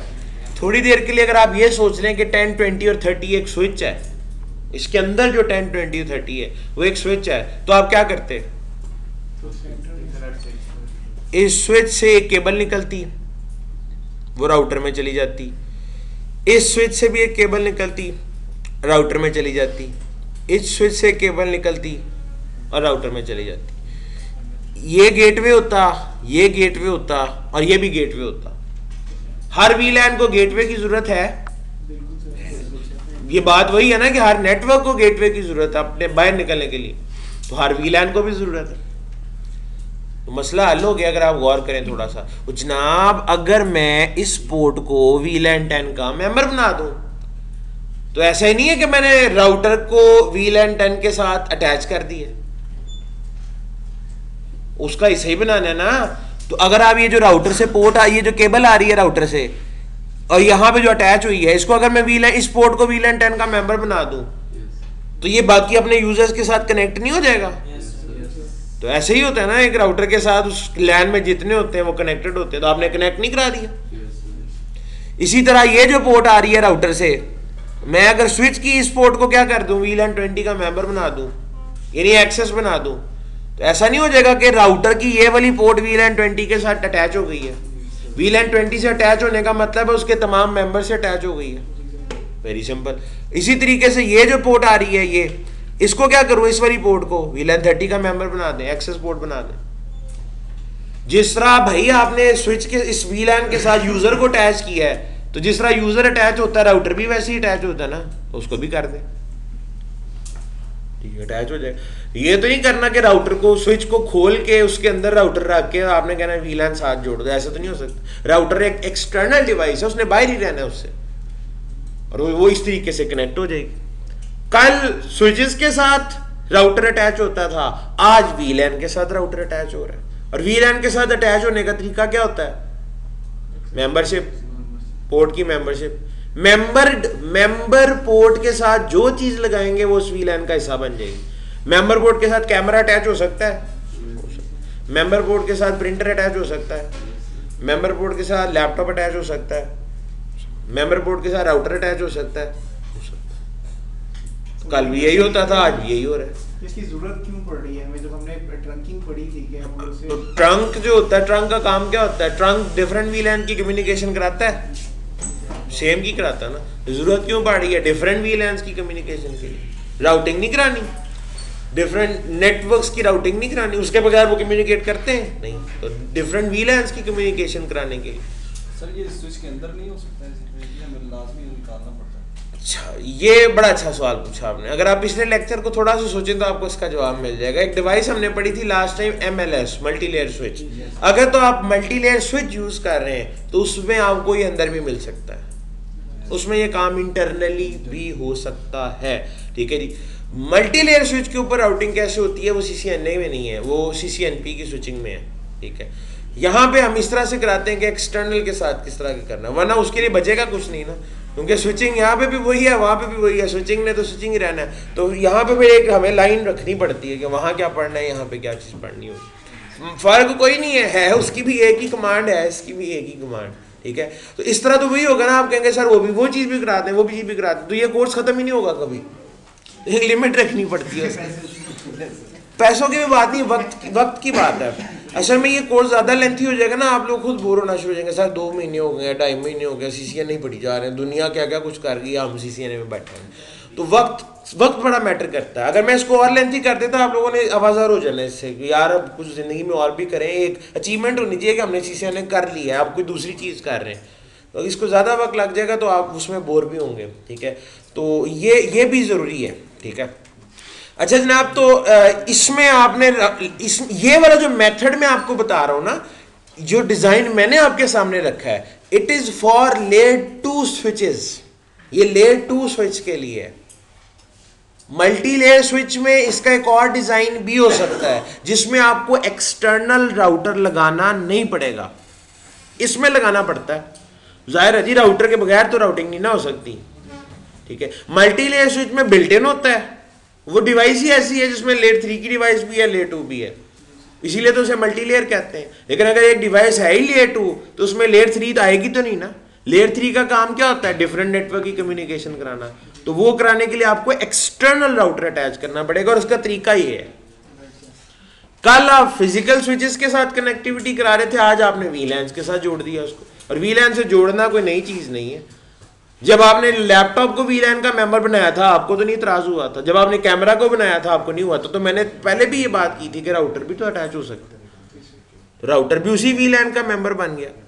तो ये लफ्ज इसी तरह ही है ना, राउटर उसी नेटवर्क, यानी जो आपका गेटवे होता है। याद है मैंने आपको एक बात एग्जांपल दी थी, मैंने कहा था ये जो दरवाजा है ये हमारे नेटवर्क का हिस्सा होना चाहिए, हमारा डिफॉल्ट गेटवे हमारे नेटवर्क का हिस्सा होना चाहिए। तो आज मैं कह रहा हूं कि हमारा गेटवे हमारे वीलैन का मेंबर होना चाहिए। मैंने कोई बयान बदला अपना? ये वही बात है जो मैं पहले कहता था, आज भी वही कह रहा हूं। आज नेटवर्क की जगह अगर मैं वीलैन का लफ्ज इस्तेमाल करता हूं तो उसे क्या फर्क पड़ता है? कॉन्सेप्ट तो वही है ना। जब एक नेटवर्क को गेटवे चाहिए और वो गेटवे उसके अंदर होता है, तो उसी तरह वीलैन को भी गेटवे चाहिए और वो गेटवे उस वीलैन का मेंबर होना चाहिए। बात सिंपल है, ठीक है। अच्छा एक चीज अब और देख लेते हैं, ये जो आपने अभी अभी तस्वीर बनाई है ना, इसमें फ्लो क्या होगा ट्रैफिक का। मिसाल के तौर पे मैं कह रहा था ना, ये सोर्स है और ये डेस्टिनेशन है। इस सोर्स से इस डेस्टिनेशन पे जाने का तरीकाकार क्या होगा, ट्रैफिक पहुंचेगी कैसे? तवज्जो चाहिए जी हर बंदे की, जरा बोर्ड पे इधर देखिएगा। यहां से फ्रेम निकलेगा, इस पोर्ट में जब एंटर होगा तो क्या होगा उसके साथ? लास्ट टाइम का लेक्चर जेन में होना चाहिए। और जब एक्सेस पोर्ट में इन होते हैं तो क्या होता है? टैग लग जाता है। इसको कौन से वीलैन का टैग लगेगा? 10 का। आगे कौन है? स्विच पूछेगा हाँ भाई जाना कहाँ है तुमने? कहेगा टैग पढ़ लो, मेरे ऊपर लिखा हुआ है। वो कहेगा तुम्हारे पे तो 10 का टैग लगा हुआ है। इसका मतलब है जितनी 10 की मेंबर पोर्ट्स हैं उनसे तुम्हें बाहर निकाल देना है। तो वो क्या करेगा? यहां से आउट कर देगा, टैग उतर जाएगा। यहां से भी आउट कर देगा, टैग उतर जाएगा। टैग उतरेगा, अंदर से निकलेगा मैक और आईपी। मुझे बताएं आईपी किसका है? इसका। मिसाल के तौर पे इसका आईपी है 30.001।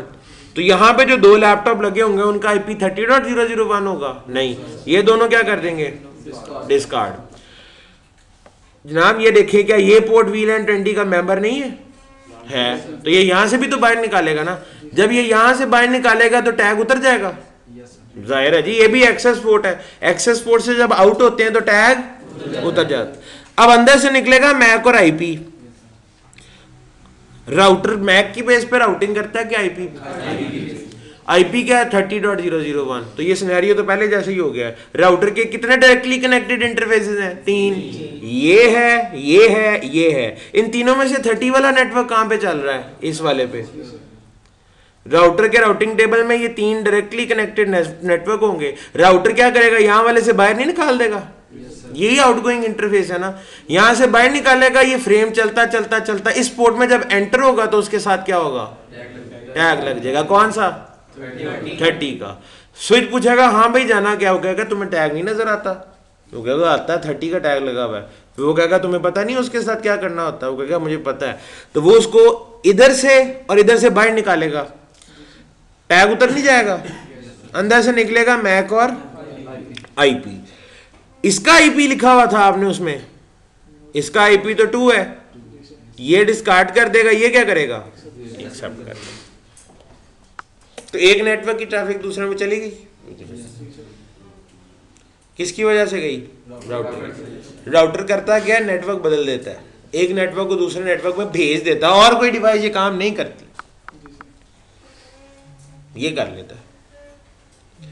अच्छा, अब ये डिजाइन बड़ा फर्स्ट क्लास किस्म से ना काम करेगा, बड़े अच्छे तरीके से, और आप इसको करना चाहें लैब प्रैक्टिस कर सकते हैं, ठीक है। लेकिन मेरा एक सवाल है, ये डिजाइन टेक्निकली तो ठीक है, लेकिन क्या ये एक स्केलेबल डिजाइन है? स्केलेबिलिटी से मुराद है इसमें क्या गुंजाइश है, मार्जिन है, या और ढेर सारे नेटवर्क आ जाए, वीलैन आ जाए, तो तब भी ये सूटेबल रहेगा? जितने ज्यादा वीलैन होंगे उतने ज्यादा आपको गेटवे चाहिए होंगे, ठीक है जी, और जितने ज्यादा गेटवे चाहिए राउटर के ऊपर उतनी ज्यादा पोर्ट्स चाहिए होंगे। वीलैन 10 हो जाए तो मुझे राउटर के ऊपर 10 पोर्ट्स रिक्वायर्ड है। अच्छा, मसला मुझे सिर्फ राउटर की पोर्ट के साथ नहीं है, आप जरा नोट करें, अब स्विच के ऊपर भी एक पोर्ट इस्तेमाल हो रही है एक्स्ट्रा राउटर को कनेक्ट करने के लिए। एक पोर्ट आपको राउटर की चाहिए तो एक पोर्ट आपको स्विच की भी चाहिए, राउटर को स्विच से कनेक्ट कराने के लिए। तो अगर 10 वीलैन है तो 10 पोर्ट स्विच की जाएंगी और 10 पोर्ट राउटर की यूज करनी पड़ेंगी, ठीक है जी। तो इस तरह ये स्विचेस की पोर्ट जल्दी जल्दी नहीं इस्तेमाल हो जाएंगी। तो स्विच अगर जल्दी जल्दी उसकी पोर्ट्स इस्तेमाल हो जाएंगी तो आपको 2-2 3-3 स्विच नहीं लगाने पड़ेंगे। स्विच पे पोर्ट कम पड़ जाए तो ट्रंकिंग करानी पड़ जाती है ना फिर, ठीक है, तो खर्चा नहीं होएगा। राउटर के ऊपर आपने देखा था जितने भी राउटर्स हैं उनके ऊपर फैक्ट्री से 2 पोर्ट्स आती हैं लैन वाली, उनमें कार्ड लगाना पड़ेगा, कार्ड फिर पैसों का आता है ज़्यादा के लिए, और कार्ड लगाने की भी एक लिमिट होती है, उससे ज़्यादा नहीं लग सकते। जब वो लिमिट पूरी हो जाएगी तो दूसरा राउटर भी लगाना पड़ जाएगा। तो ये इतना स्केलेबल डिज़ाइन नहीं है, इसमें अगर आपके यूज़र्स की तादाद बढ़ती जाए, वीलैंस बढ़ते जाएं, तो आपका खर्चा भी बड़ी स्पीड्स के साथ बढ़ता जाएगा। डिज़ाइन ठीक है लेकिन स्मॉल स्केल के लिए, जब आपके 2-3 वीलैंस है उसमें ये काम कर जाएगा, सिंपल है। लेकिन जब वीलैंस की तादाद ज़्यादा है तो आपको फिर कुछ और करना पड़ेगा, ठीक है। अब वो कुछ और क्या करना पड़ेगा वो मैं अब आपको बताने लगा हूँ, वो अब मेरा आखिरी टॉपिक है। ये जो आप कर रहे थे ना, डिफरेंट वीलैंस के दरमियान राउटिंग करा रहे थे ना, इस कॉन्सेप्ट को कहते हैं इंटर वीलैन राउटिंग। हमारा जो टॉपिक है जिसे हम पढ़ रहे हैं उस टॉपिक का नाम है inter वीलैन routing. Inter वीलैन routing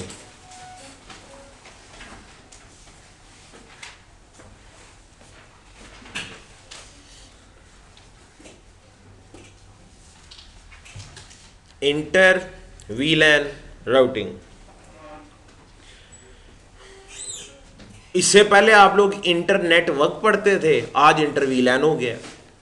routing internetwork के लिए होती है ना, डिफरेंट नेटवर्क्स के लिए, तो आज डिफरेंट वीलैन के लिए हो गया। कॉन्सेप्ट वही है, लफ्ज बदल गया। Inter वीलैन routing. इंटर वीलैन राउटिंग का ये जो आपने ये डिजाइन देखा है, इसको आप लोगों ने लार्ज स्केल के लिए रिजेक्ट कर दिया। लार्ज स्केल के लिए फिर कौन सा डिजाइन इस्तेमाल होता है, चलें जी उसकी बात करते हैं। मैं पहले उसका नाम लिख देता हूं, उसके बाद जो है उसको एक्सप्लेन करते हैं।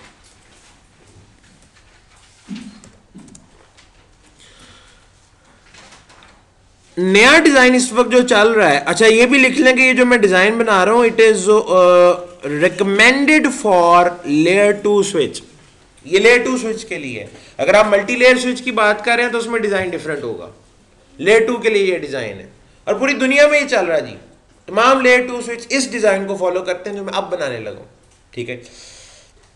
एक लेयर 2 स्विच लगाया, इसके साथ एक यूजर यहां और एक यूजर यहां अटैच कर देता हूं, कहता हूं कि ये इसकी पोर्ट नंबर 1 है मिसाल के तौर पे, ये इसकी पोर्ट नंबर 2 है, यहां एक पोर्ट नंबर 5 है, इसको कनेक्ट करवा देते हैं एक राउटर के साथ।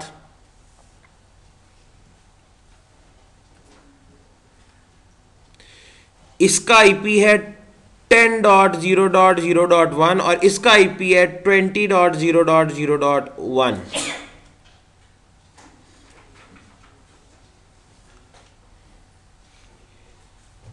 ये कहते हैं जी कि VLAN 100 है, इसको कह देते हैं जी कि ये जो है ये VLAN 200 का मेंबर है। होना चाहिए कि नहीं डिफरेंट VLANs का? उनकी नेटवर्क आईडी सेम है कि डिफरेंट? दो यूजर अटैच किए हैं, दोनों की नेटवर्क आईडी एक दूसरे से मुख्तलिफ है, तो दो नेटवर्क आईडीज के लिए दो VLAN बनाने पड़ेंगे, एक मैंने 100 बना लिया और एक 200 बना लिया। और ऊपर राउटर और स्विच के दरमियान कितने लिंक बनाए हैं? आपको जरूरत कितने की थी? VLAN कितने हैं? 2। आपको कितने गेटवे चाहिए? 2। राउटर के ऊपर 2 पोर्ट्स होने चाहिए थी, और राउटर की 2 पोर्ट इस्तेमाल करने के लिए आपको 2 लिंक बनाने पड़ेंगे स्विच और राउटर के दरमियान। और अगर 3 VLAN होते तो मैं कहता हूं कि मेरे इस डिजाइन में 3 भी होंगे ना, तो राउटर और स्विच के दरमियान मैंने लिंक एक ही बनाना है। मैंने किया क्या? राउटर्स और स्विच के दरमियान मल्टीपल लिंक बनाने की बजाय मैंने एक ही लिंक बना दिया और मैं उस पर कायम हो गया। मैं कहूँगा VLAN जितने मर्जी बना लो, राउटर और स्विच के दरमियान लिंक मैंने एक ही रखना है।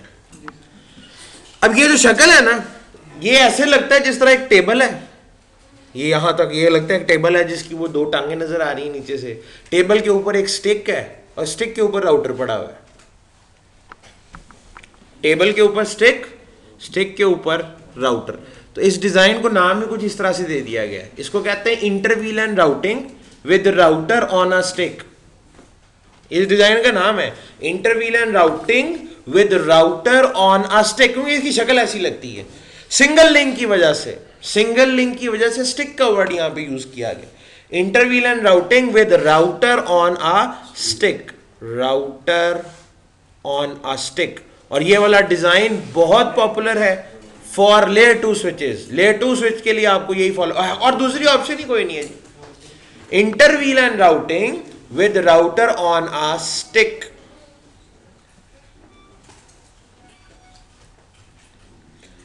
और इसमें किया क्या जाता है? इसमें दावा यह कर दिया जाता है कि जनाब आपके जितने मर्जी VLAN बन जाएं, नीचे 10 VLAन आ जाएं, राउटर और स्विच के दरमियान लिंक एक ही होगा। और राउटर की भी एक पोर्ट इस्तेमाल हो रही है, और देखें स्विच की कितनी हो रही है? एक। राउटर की मैं कहता हूं ये फास्ट ईथरनेट 0/0 है। आप कहेंगे सर आपको इस वक्त 2 ईथरनेट इंटरफेसेस की जरूरत थी राउटर पे, आप कह रहे हैं एक से गुजारा हो जाएगा? जी बिल्कुल एक से हो जाएगा, यही तो जादू है।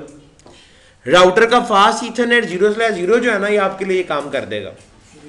आप कहेंगे सर 2 पोर्ट्स चाहिए, क्योंकि मुझे गेटवे जो होता है उसको आईपी देने पड़ते हैं। आपको कितने डिफॉल्ट गेटवे के आईपी? डिफॉल्ट गेटवे इंटरफेस तो है लेकिन एक आईपी भी होता है। आपको कितने आईपी चाहिए डिफॉल्ट गेटवे के लिए? 2।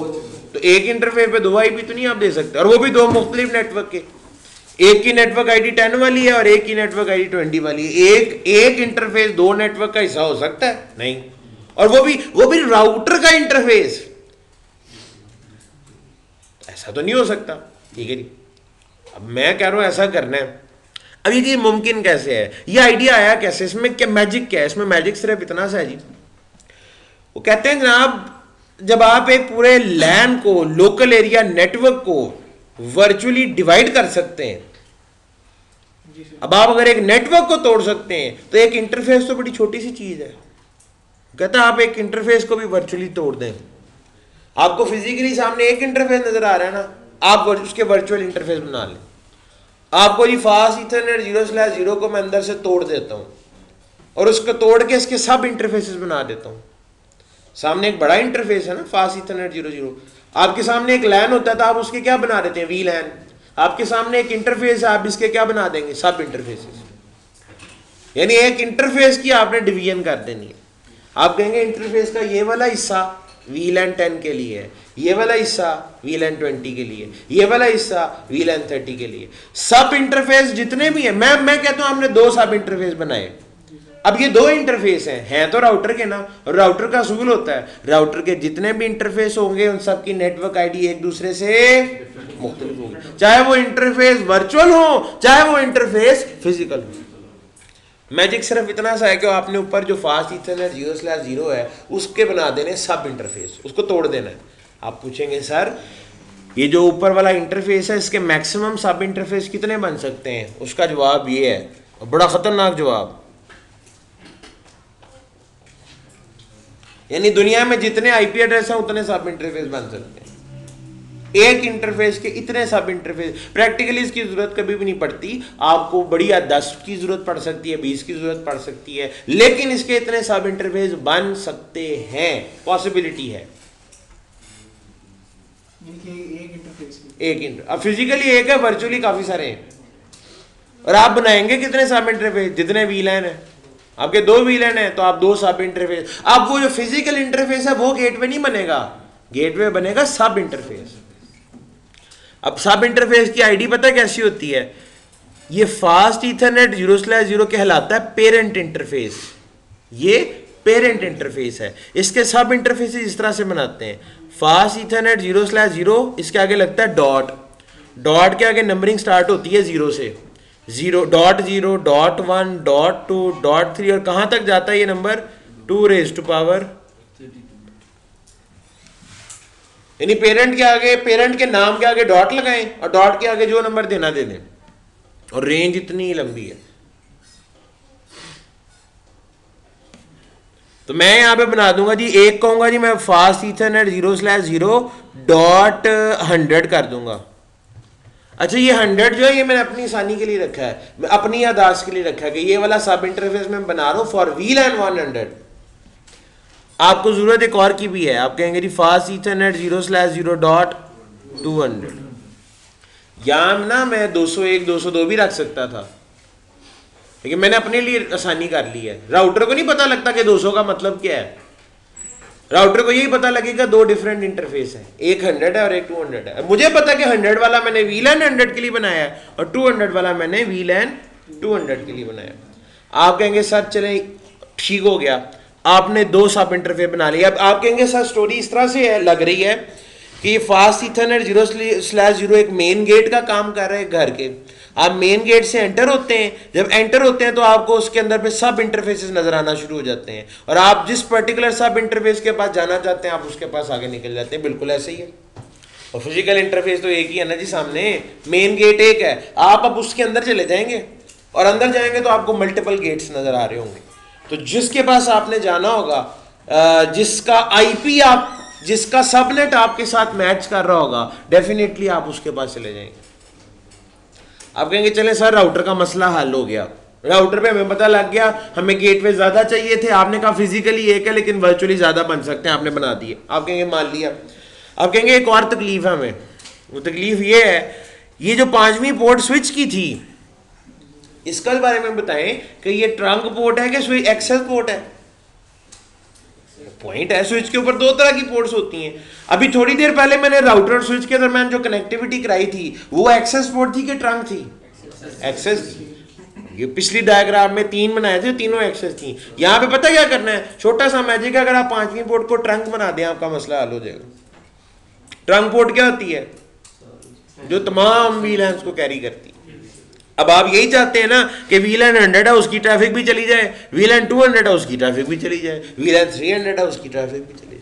तो ये पूरा inter VLAN routing with router on a stick का मैजिक ये है कि राउटर और स्विच के दरमियान एक्सेस लिंक बनाने की बजाय ट्रंक बनाते हैं और राउटर के ऊपर सब इंटरफेस बनाते हैं, आपका मसला हल हो जाए। जाहिर है अब दिमाग उसके बाद ये कहना शुरू कर देता है, अगला दिमाग में फतूर आते रहते हैं। दिमाग कहता है सर देखें पहले एक राउटर और इसके दरमियान जो एक फिजिकल लिंक था एक नेटवर्क के लिए या एक VLAN के लिए डेडिकेटेड था। अब 100 ने भी उसी लिंक से जाना है, 200 ने भी उसी से जाना है, 300 ने भी उसी से जाना है, सारों ने उसी से जाना है। तो क्या राउटर के उस फिजिकल इंटरफेस पे या इस लिंक पे बर्डन ही ट्रैफिक का ज्यादा बढ़ जाएगा? एक ही वक्त में वो जाते भी हैं वो आते भी हैं, ठीक है जी। तो इस पे तो बर्डन पड़ेगा बहुत ज़्यादा। उसका जवाब ये है कि पहली चीज़, बर्डन के बारे में जब आपने सोचना हो ना, तो ये सवाल आपके दिमाग में उस वक्त आना चाहिए जब आप किसी वैन लिंक की बात कर रहे हो। लैन में बर्डन शेडर नाम की कोई चीज़ नहीं होती। लैन एक वैसे ही बड़ी हाई स्पीड नेटवर्क होता है, लोकल एरिया नेटवर्क। 100 Mbps तो इसमें नॉर्मल स्पीड चल रही है, बहुत बड़ी स्पीड होती है। लेकिन स्टिल अगर आपको लगता है कि 100 Mbps जो है वो सफिशिएंट नहीं है, तो आपके पास गीगा इथरनेट अवेलेबल क्यों है? आपके पास 10 गीगा इथरनेट अवेलेबल क्यों होता है? हमारे पास ये जो स्विचेस आ रहे हैं ना आजकल, जो मल्टीलेयर स्विचेस हैं, उनमें 24 पोर्ट्स अगर फास्ट इथरनेट होती है ना, तो 2 पोर्ट्स गीगा इथरनेट साथ में दी जाती है। और उन पोर्ट को इसीलिए इस्तेमाल किया जाता है ट्रंक के लिए। ऐसे ट्रंक जिनके ऊपर हैवी ट्रैफिक गुजर रही है, ठीक है, तो उनको आप गीगा इथरनेट के साथ इस्तेमाल कर लेते हैं। तो आप गीगा इथरनेट मीन्स 100 मेगाबिट्स पर सेकेंड, और 10 गीगा मीन्स 10,000 मेगाबिट्स पर सेकेंड। ये बहुत बड़ी स्पीड होती है। तो अगर आपको लगता है कि आपका गुजारा नहीं हो रहा जी फास्ट इथरनेट से, तो आप गीगा लगा लें। वो है किस लिए बनाया, क्यों है? इसलिए बनाया हुआ है। गीगा फ्री है, आपके पास अगर पोर्ट अवेलेबल, मेरे लैपटॉप में गीगा तक की सपोर्ट है, और स्विचेस में भी आजकल जो आ रहे हैं उनमें होती है। आप वो लगा लें, उसको वो यूज़ कर लें। यानी गीगा कोई ऐसी वो मायूब चीज़ नहीं है जो कि आपको जाकर ढूंढनी पड़ेगी और बहुत खर्चा करना। नॉर्मल चल रही है, मिल रही है, अवेलेबल है। जो स्विचेस आ रहे हैं इनमें मिक्स होता है, कुछ पोर्ट्स फास्ट इथरनेट तो कुछ गीगा भी मिल रही है, ठीक है जी। तो ये इस तरह से आप फिर गीगा के साथ उसको मैनेज कर लेते हैं। सही हो गया। तो ये कोई इतनी वो बात नहीं है कि जिसके बेस पे आप इस डिज़ाइन को रिजेक्ट करते हैं कि सर लोड बड़ा पड़ रहा है, उस एक लिंक पे लोड बड़ा पड़ रहा है। लोड शोड यहाँ पे नहीं होता, वो वैन होता है तो उसका टेंशन वाली बात है। लैन में इस तरह की कोई चीज़ नहीं होती, इसीलिए तो ये डिज़ाइन बना है और आज तक चलता आ रहा है। आप कहेंगे चले सर ये भी पता लग गया कि आपने कहा जी इस लिंक को बनाना है ट्रंक, मान लिया आपने कहा इसके उससे फायदा ये होगा कि हर वीलैन की ट्रैफिक इस लिंक पे चली जाएगी। उसके बाद आपने कहा जी ऊपर सब इंटरफेस बना दो और हर सब इंटरफेस का आईपी डिफरेंट कर दो, ठीक है। मिसाल के तौर पे ये वाला जो सब इंटरफेस है इसको मैं आईपी दूंगा 10.0.0.100। इसकी आईडी सेम है ना, सेम होनी भी चाहिए। अच्छा, उसके बाद इसको दे देता हूं 20.0.0.100 इसकी आईडी और इसकी आईडी। भाई गेटवे और आप एक ही नेटवर्क में होते हैं, हाँ जी। वीलैन और उसके अगली चीज नेटवर्क आईडी सेम हो गई। नेक्स्ट चीज आपने कहा था सर जब वीलैन आ जाते हैं तो वीलैन आईडी भी सेम होनी चाहिए। अब यहां वीलैन का टैग जो है ना, आप जरा वो समझा दें कि इस तस्वीर में वीलैन का जो टैग है उसका क्या सीन होगा, कैसे फ्लो कैसे बनेगा। जैसे आपने लास्ट में बताया था, टैग लगा, टैग उतरा, आईपी के बेस पे राउटिंग हुई, उसके बाद फिर दोबारा टैग लगा और टैग उतरा और आप डेस्टिनेशन पर पहुंच गए। यहां टैगिंग और अनटैगिंग कैसे होगी? लेकिन जी बड़ी एहतियात के साथ, तवज्जो के साथ इस फ्लो को आपने समझ लेना है। ये फ्लो समझ आ गया तो आपको ये पूरा हजम कर लेंगे, आप इसको आसानी से इसे एक्सेप्ट कर लेंगे। देखें, इसने ये सोर्स है और ये डेस्टिनेशन है, इसने डेटा भेजना है इसको साथ वाले को। क्या बदकिस्मती है बेचारों की, वैसे ये एक दूसरे के साथ डायरेक्टली कनेक्टेड है लेकिन एक दूसरे से बात नहीं कर सकते। ये बदकिस्मती है इनकी, ठीक है। वो क्योंकि बेचारे लेयर 2 और लेयर 3 के वो में बट चुके हुए हैं तो इनको वो फॉलो करना पड़ता है। देखें नहीं, अब देखें क्या रास्ता क्या इसमें अडॉप्ट करेंगे। ट्रैफिक यहां से निकली जिसमें डेस्टिनेशन का आईपी 20.0.0.1 है। जब इस पोर्ट में एंटर होगी तो इसके साथ क्या होगा, टैग लग जाएगा। किसका? वीलैन 100 का, ये है ना जी, 100 का टैग लग गया। स्विच पूछेगा हाँ भाई जाना कहाँ है, वो कहेगा 100 वाली टैग लगा हुआ उस पर जाना है। वो कहेगा यार इस स्विच के ऊपर ना 100 वाली तुम्हारे अलावा और कोई पोर्ट नहीं है। फिर वो पूछेगा ट्रंक है, वो कहेगा ट्रंक पर सारी ट्रैफिक चली जाती है, वो कहेगा बिल्कुल चली जाती है। वो कहेगा फिर मुझे भी जाने दो, वो कहेगा चले जाओ फिर, ठीक है। तो यहाँ से वो इसको क्या करेगा, ट्रंक पे फॉरवर्ड कर देगा। ट्रंक पे क्योंकि हर वीलैन चला जाता है। जब ट्रंक पे जाता है तो लगा हुआ टैग उतर जाता है, नहीं, टैग लगा रहता है। अब टैग लगी हुई ट्रैफिक जनाब राउटर के पास पहुंच गई। अब टैग लगा, वीलैन का टैग लगा हुआ है और सामने आ गया राउटर। अब सवाल, एकदम से जब राउटर और वीलैन का टैग, जब दो चीजें सामने आती हैं, वीलैन का टैग का ताल्लुक है लेयर 2 के साथ। राउटर के बारे में लोगों के ज़हन में लेयर 3 घूम रही होती है। लोग कहते हैं सर वो लेयर 3 डिवाइस टैग लेयर 2 का, राउटर बेचारा उसको कैसे समझेगा, वो तो वैसे ही भगा देगा। वो कहेगा दौड़ जाओ, ये क्या तुम टैग उठा के ले आए हो मेरे पास। राउटर मैक को भगा देता, मैक लेयर 2 की आईडी है ना, तो अब उस मैक के ऊपर क्या लगा हुआ है, टैग लगा हुआ है, तो राउटर उसको रिजेक्ट नहीं करेगा। और router is up to layer 3 device. वो लोग जो कहते हैं ना router is a layer 3 device, उनको मसला होता है, कॉन्सेप्ट की गलती है। Router is up to layer 3, router layer 1 भी समझता है, राउटर लेयर 2 भी समझता है, राउटर लेयर 3 भी समझता है। जनाब नीचे से एनकैप्सुलेशन होके आई है, राउटर ने डी एनकैप्सुलेशन करनी है, ठीक है। राउटर कहेगा अच्छा यार तुम्हारे के ऊपर तो लगा हुआ वीलैन का टैग, और इस टैग की बेस पे ना मैं तुम्हारी राउटिंग कम से कम नहीं करा सकता, ठीक है, मुझे अंदर से आईपी निकाल के दो। तो राउटर उसको डी एनकैप्सुलेट करेगा। अब जब वो डी एनकैप्सुलेट करेगा तो उसमें एक और छोटी सी चीज है, चले डी एनकैप्सुलेट किया उसने, उसके बाद अंदर से आईपी निकल आया। राउटर को राउटर की हद तक की जरा थोड़ा सा रखते हैं। अंदर से आईपी निकला किसका, आईपी क्या था, राउटर डेस्टिनेशन की आईपी को देख के फॉरवर्ड करता है ना, तो आईपी था 20.001। इस राउटर का राउटिंग टेबल थोड़ा सा जरा बाकियों से मुख्तलिफ होता है। इसमें भी जब आप शो आईपी राउट करेंगे ना, तो इसमें आपको डायरेक्टली कनेक्टेड दो इंटरफेस नजर आ रहे होंगे।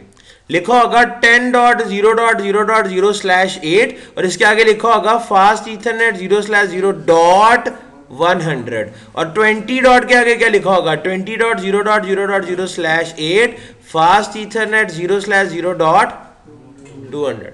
यानी इसमें आउटगोइंग इंटरफेस जो है वो फिजिकल इंटरफेस नहीं बल्कि सब इंटरफेस होता है, ठीक है। राउटर रिसीव करने पे क्या कर देता है, टैग रिमूव कर देता है। टैग रिमूव करने के बाद आईपी देखता है और आईपी की बेस पे क्या करता है, फॉरवर्ड कर देता है। अब इस राउटर ने फॉरवर्ड कहां से करना है, ट्रैफिक घूमी और आउटगोइंग इंटरफेस कौन सा है, फास्ट ईथरनेट 0/0.200। अब सुनना है यहां पे एक बड़ा अहम पॉइंट है, रिसीव किया था तो इसने 100 का टैग उतार दिया था। अब जब ये सेंड करने लगा ना, अब जब ये सेंड करने लगा, ये जो सब इंटरफेस है ना जी, इसमें ये एक तरह से वीलैन का मेंबर होता है। अब इसमें फास्ट ईथरनेट 0/0.100 ये वीलैन 100 का मेंबर है और 0/0.200 ये वीलैन 200 का मेंबर है। अब जब आप इससे इस आउटगोइंग इंटरफेस से निकलते हैं ना, तो पता है ये क्या करता है, ये उस वीलैन का टैग इस पे लगा देता है। मिसाल के तौर पे अब ये फास्ट ईथरनेट 0/0.200 से आउट होने लगा ना, तो ये 200 का टैग इसको लगा देगा। वीलैन 2 राउटर ने टैग लगा दिया जी वीलैन का, राउटर ने एक टैग उतारा और दूसरा टैग लगा दिया। जब वो इन हुआ था वो 10 वाले से, जब वो 10 वाले से इन हुआ था तो उसने 100 का टैग उतार दिया था। अब वो 20 वाले नेटवर्क में जब जा रहा है तो 200 का टैग राउटर लगा के भेजेगा। सब इंटरफेस की प्रॉपर्टी होती है जी, जब आप सब इंटरफेस में एंटर होते हैं ना तो ये टैग उतारता है, लगा हुआ टैग उतार देता है, और जब इस सब इंटरफेस से आप आउट होते हैं तो ये टैग लगा के भेजता है। यानी इस दफा राउटर के ऊपर टैगिंग और अनटैगिंग हुई है। डेस्टिनेशन का टैग लगेगा, हाँ जी, डेस्टिनेशन का आउटगोइंग इंटरफेस जो भी होगा वो टैग लगा देगा। अभी आपको कॉन्फ़िगरेशन करनी पड़ती है इसके लिए। मिसाल के तौर पे आपको बताना पड़ेगा इस इंटरफेस को कि भाई तुमने 100 का टैग लगाना भी है और उतारना भी है। अगर तुम्हारे में ट्रैफिक इन हो रही होगी तो टैग उतारोगे क्योंकि उसको पहले ही टैग लगा होगा, और अगर तुम्हारे से ट्रैफिक आउट हो रही होगी तो तुम क्या करोगे, 100 का टैग लगा दो। ये बात आपको बतानी पड़ती है। इसी तरह आपने इसको क्या समझाया होगा ये 200 वाले को कि भाई अगर तुम्हारे में ट्रैफिक इन हुई तो 200 का टैग पहले ही लगा होगा, तुम उतार देना। अगर तुम ट्रैफिक को आउट कर रहे हो तो वो अनटैग ट्रैफिक होगी, तुम टैग लगा देना।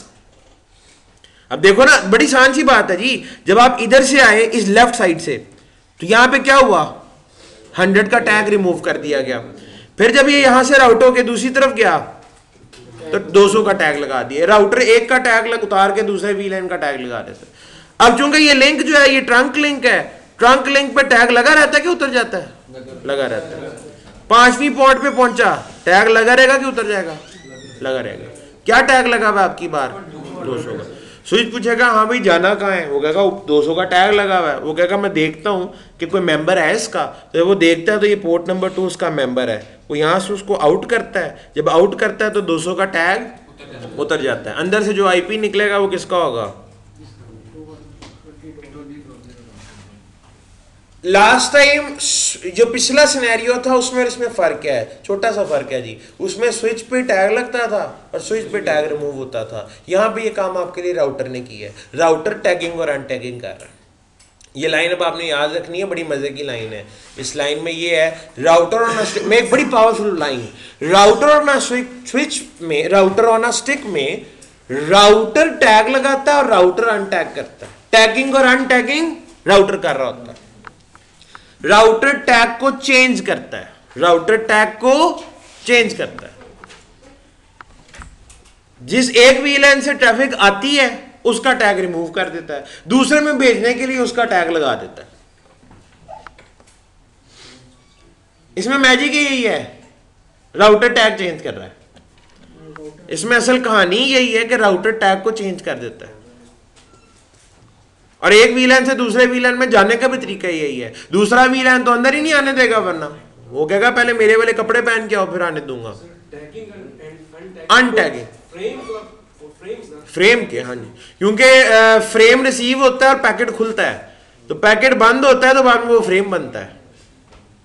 राउटर पहले डी एनकैप्सुलेट कर रहा है, फिर दोबारा एनकैप्सुलेट भी तो कर रहा है ना। एक जब इन हो रही है तो डी एनकैप्सुलेट किया, जब राउटर ने आउट करना है तो दोबारा से एनकैप्सुलेट करके भेजेगा। यानी एनकैप्सुलेशन बदल रहा है ना। वो एक तरफ एनकैप्सुलेशन में टैग लगा हुआ था 100 का, उसने उतार दिया ताकि अंदर से आईपी पढ़े। पढ़ने के बाद उसने दूसरे आईपी लगाया, राउटिंग हुई, दूसरा आउटगोइंग इंटरफेस ढूंढा। अब वहां से निकालते हुए दोबारा एनकैप्सुलेट नहीं करना है, और नई एनकैप्सुलेशन में वो नया टैग लगा देता है 200 का, और नए टैग का ताल्लुक दूसरे सब इंटरफेस के साथ होता है। बड़ा सिंपल है, इनकमिंग का टैग उतारता है, आउटगोइंग पे नया टैग लगाता है। यानी एक नेटवर्क से, अभी भी वो राउटर वही काम कर रहा है, एक नेटवर्क से दूसरे में भेज रहा है, यानी एक वीलैन से दूसरे वीलैन में भेज रहा है। एक वीलैन से दूसरे वीलैन में भेजने को इंटर वीलैन राउटिंग कहते हैं। और राउटर ऑन अ स्टिक में ये काम राउटर करता है, और जो नॉर्मल टिपिकल तरीका है उसमें ये काम स्विच पे हो रहा होता है। इसका मैजिक ही यही है जी। बात समझ आ गई? अच्छा मुझे एक बात बताएं, आपने मिसाल के तौर पे अगर पिंग किया था तो ट्रैफिक यहां से यहां की तरफ गई है, एको गया है। अब एको का जब रिप्लाई आएगा तो क्या होगा, ट्रैफिक उल्टा चलेगी। यहां से ये एंटर होगा तो कौन सा टैग लगेगा, 200 का। अब 200 का कोई मेंबर इस स्विच पे नहीं है, लेकिन ट्रंक है, ये ट्रंक पे भेज देगा। अब ये ट्रैफिक राउटर पे पहुंची, राउटर ने डिसाइड करना है कि इसको मैंने किस सब इंटरफेस के हवाले करना है। राउटर ये फैसला करता है उस टैग की बेस पे। इस पे लगा हुआ टैग 200 का, ये 200 वाले सब इंटरफेस के हवाले कर देगा। वो इसका टैग उतारेगा, अंदर से आईपी निकालेगा, आईपी की बेस पे राउटिंग होगी। राउटर कहेगा भाई अब तेरा आउट गोइंग इंटरफेस जो है, क्योंकि तेरी डेस्टिनेशन ये वाला है, वो कहेगा तेरा आउट गोइंग इंटरफेस अब ये है। जब वो यहां से आउट करने लगेगा तो क्या करेगा, 100 का टैग लगा देगा। अब 100 का टैग लगी हुई ट्रैफिक स्विच के पास आएगी, स्विच उसको कहां फॉरवर्ड करेगा, 100 के मेंबर्स के पास। सादा सा इसका फॉर्मूला है। राउटर में इन होते वक्त एक टैग उतर जाता है और आउट होते वक्त नया टैग लग जाता है। दैट्स इट, इतना सा कॉन्सेप्ट बस। ये लेयर 2 टैगिंग का कॉन्सेप्ट तो लेयर 2 का। राउटर ने राउटिंग लेयर 3 पे जाके की है, टैगिंग अनटैगिंग लेयर 2 पे की, क्योंकि उसमें है लेयर 2। और उसको एंड पे आखिरी धक्का जो इंटरफेस से दिया है वो लेयर 1 पे जाके दी है। ठीक है, हाँ जी। अब फिजिकल इंटरफेस की कोई सिग्निफिकेंस नहीं रहेगी, उसकी अब कोई सिग्निफिकेंस, वो यूज नहीं हो सकता अब। यानी आप ये नहीं कह सकते मैं उसको अलग आईपी दे के यूज कर लूं, नहीं, वो नहीं हो सकता। जिस फिजिकल इंटरफेस के सब इंटरफेस बन जाते हैं वो यूजेबल नहीं रहता। अब उसके मजीद सब इंटरफेस बन सकते हैं लेकिन फिजिकल इंटरफेस नहीं यूज होगा। अगर हम ये अप्लाई ना करते, उसके सब इंटरफेस नहीं बनाते, फिर टैगिंग अनटैगिंग होनी थी, वो राउटर नहीं करनी। नहीं, फिर तो ये फिर वो राउटर कर ही नहीं सकता रहा। टैगिंग और अनटैगिंग सब इंटरफेस करता है, फिजिकल इंटरफेस कर ही नहीं सकता टैगिंग अनटैगिंग। फिजिकल इंटरफेस की ये कैपेबिलिटी नहीं है कि वो टैग लगाए वीलैन का और उतारे। सब इंटरफेस की कैपेबिलिटी होती है। और वो आपको कॉन्फ़िगर करनी पड़ती है, वो भी आप देखेंगे। लेकिन जी यहाँ तक अब हमने पढ़ा इंटरव्हील एंड राउटिंग का कॉन्सेप्ट, हमने ट्रंकिंग का कॉन्सेप्ट पढ़ा, हमने इसके बाद वीलैंस का कॉन्सेप्ट पढ़ा। अब इसके लिए ना एक ऐसी डायग्राम बना लेते हैं जिसके अंदर ये सारे कॉन्सेप्ट अप्लाई हो जाए, ठीक है जी। डायग्राम में डायरेक्ट जाके उस पर बनाता हूँ पैकेट ट्रेसर पे जी।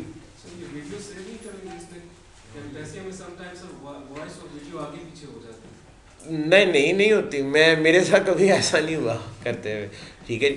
तो वैसे आप कहते हैं तो मैं इसका एक काम करता हूँ, यहाँ तक जितना है उसको सेव करा लेते हैं, फिर आगे की एक और फाइल बना लेंगे।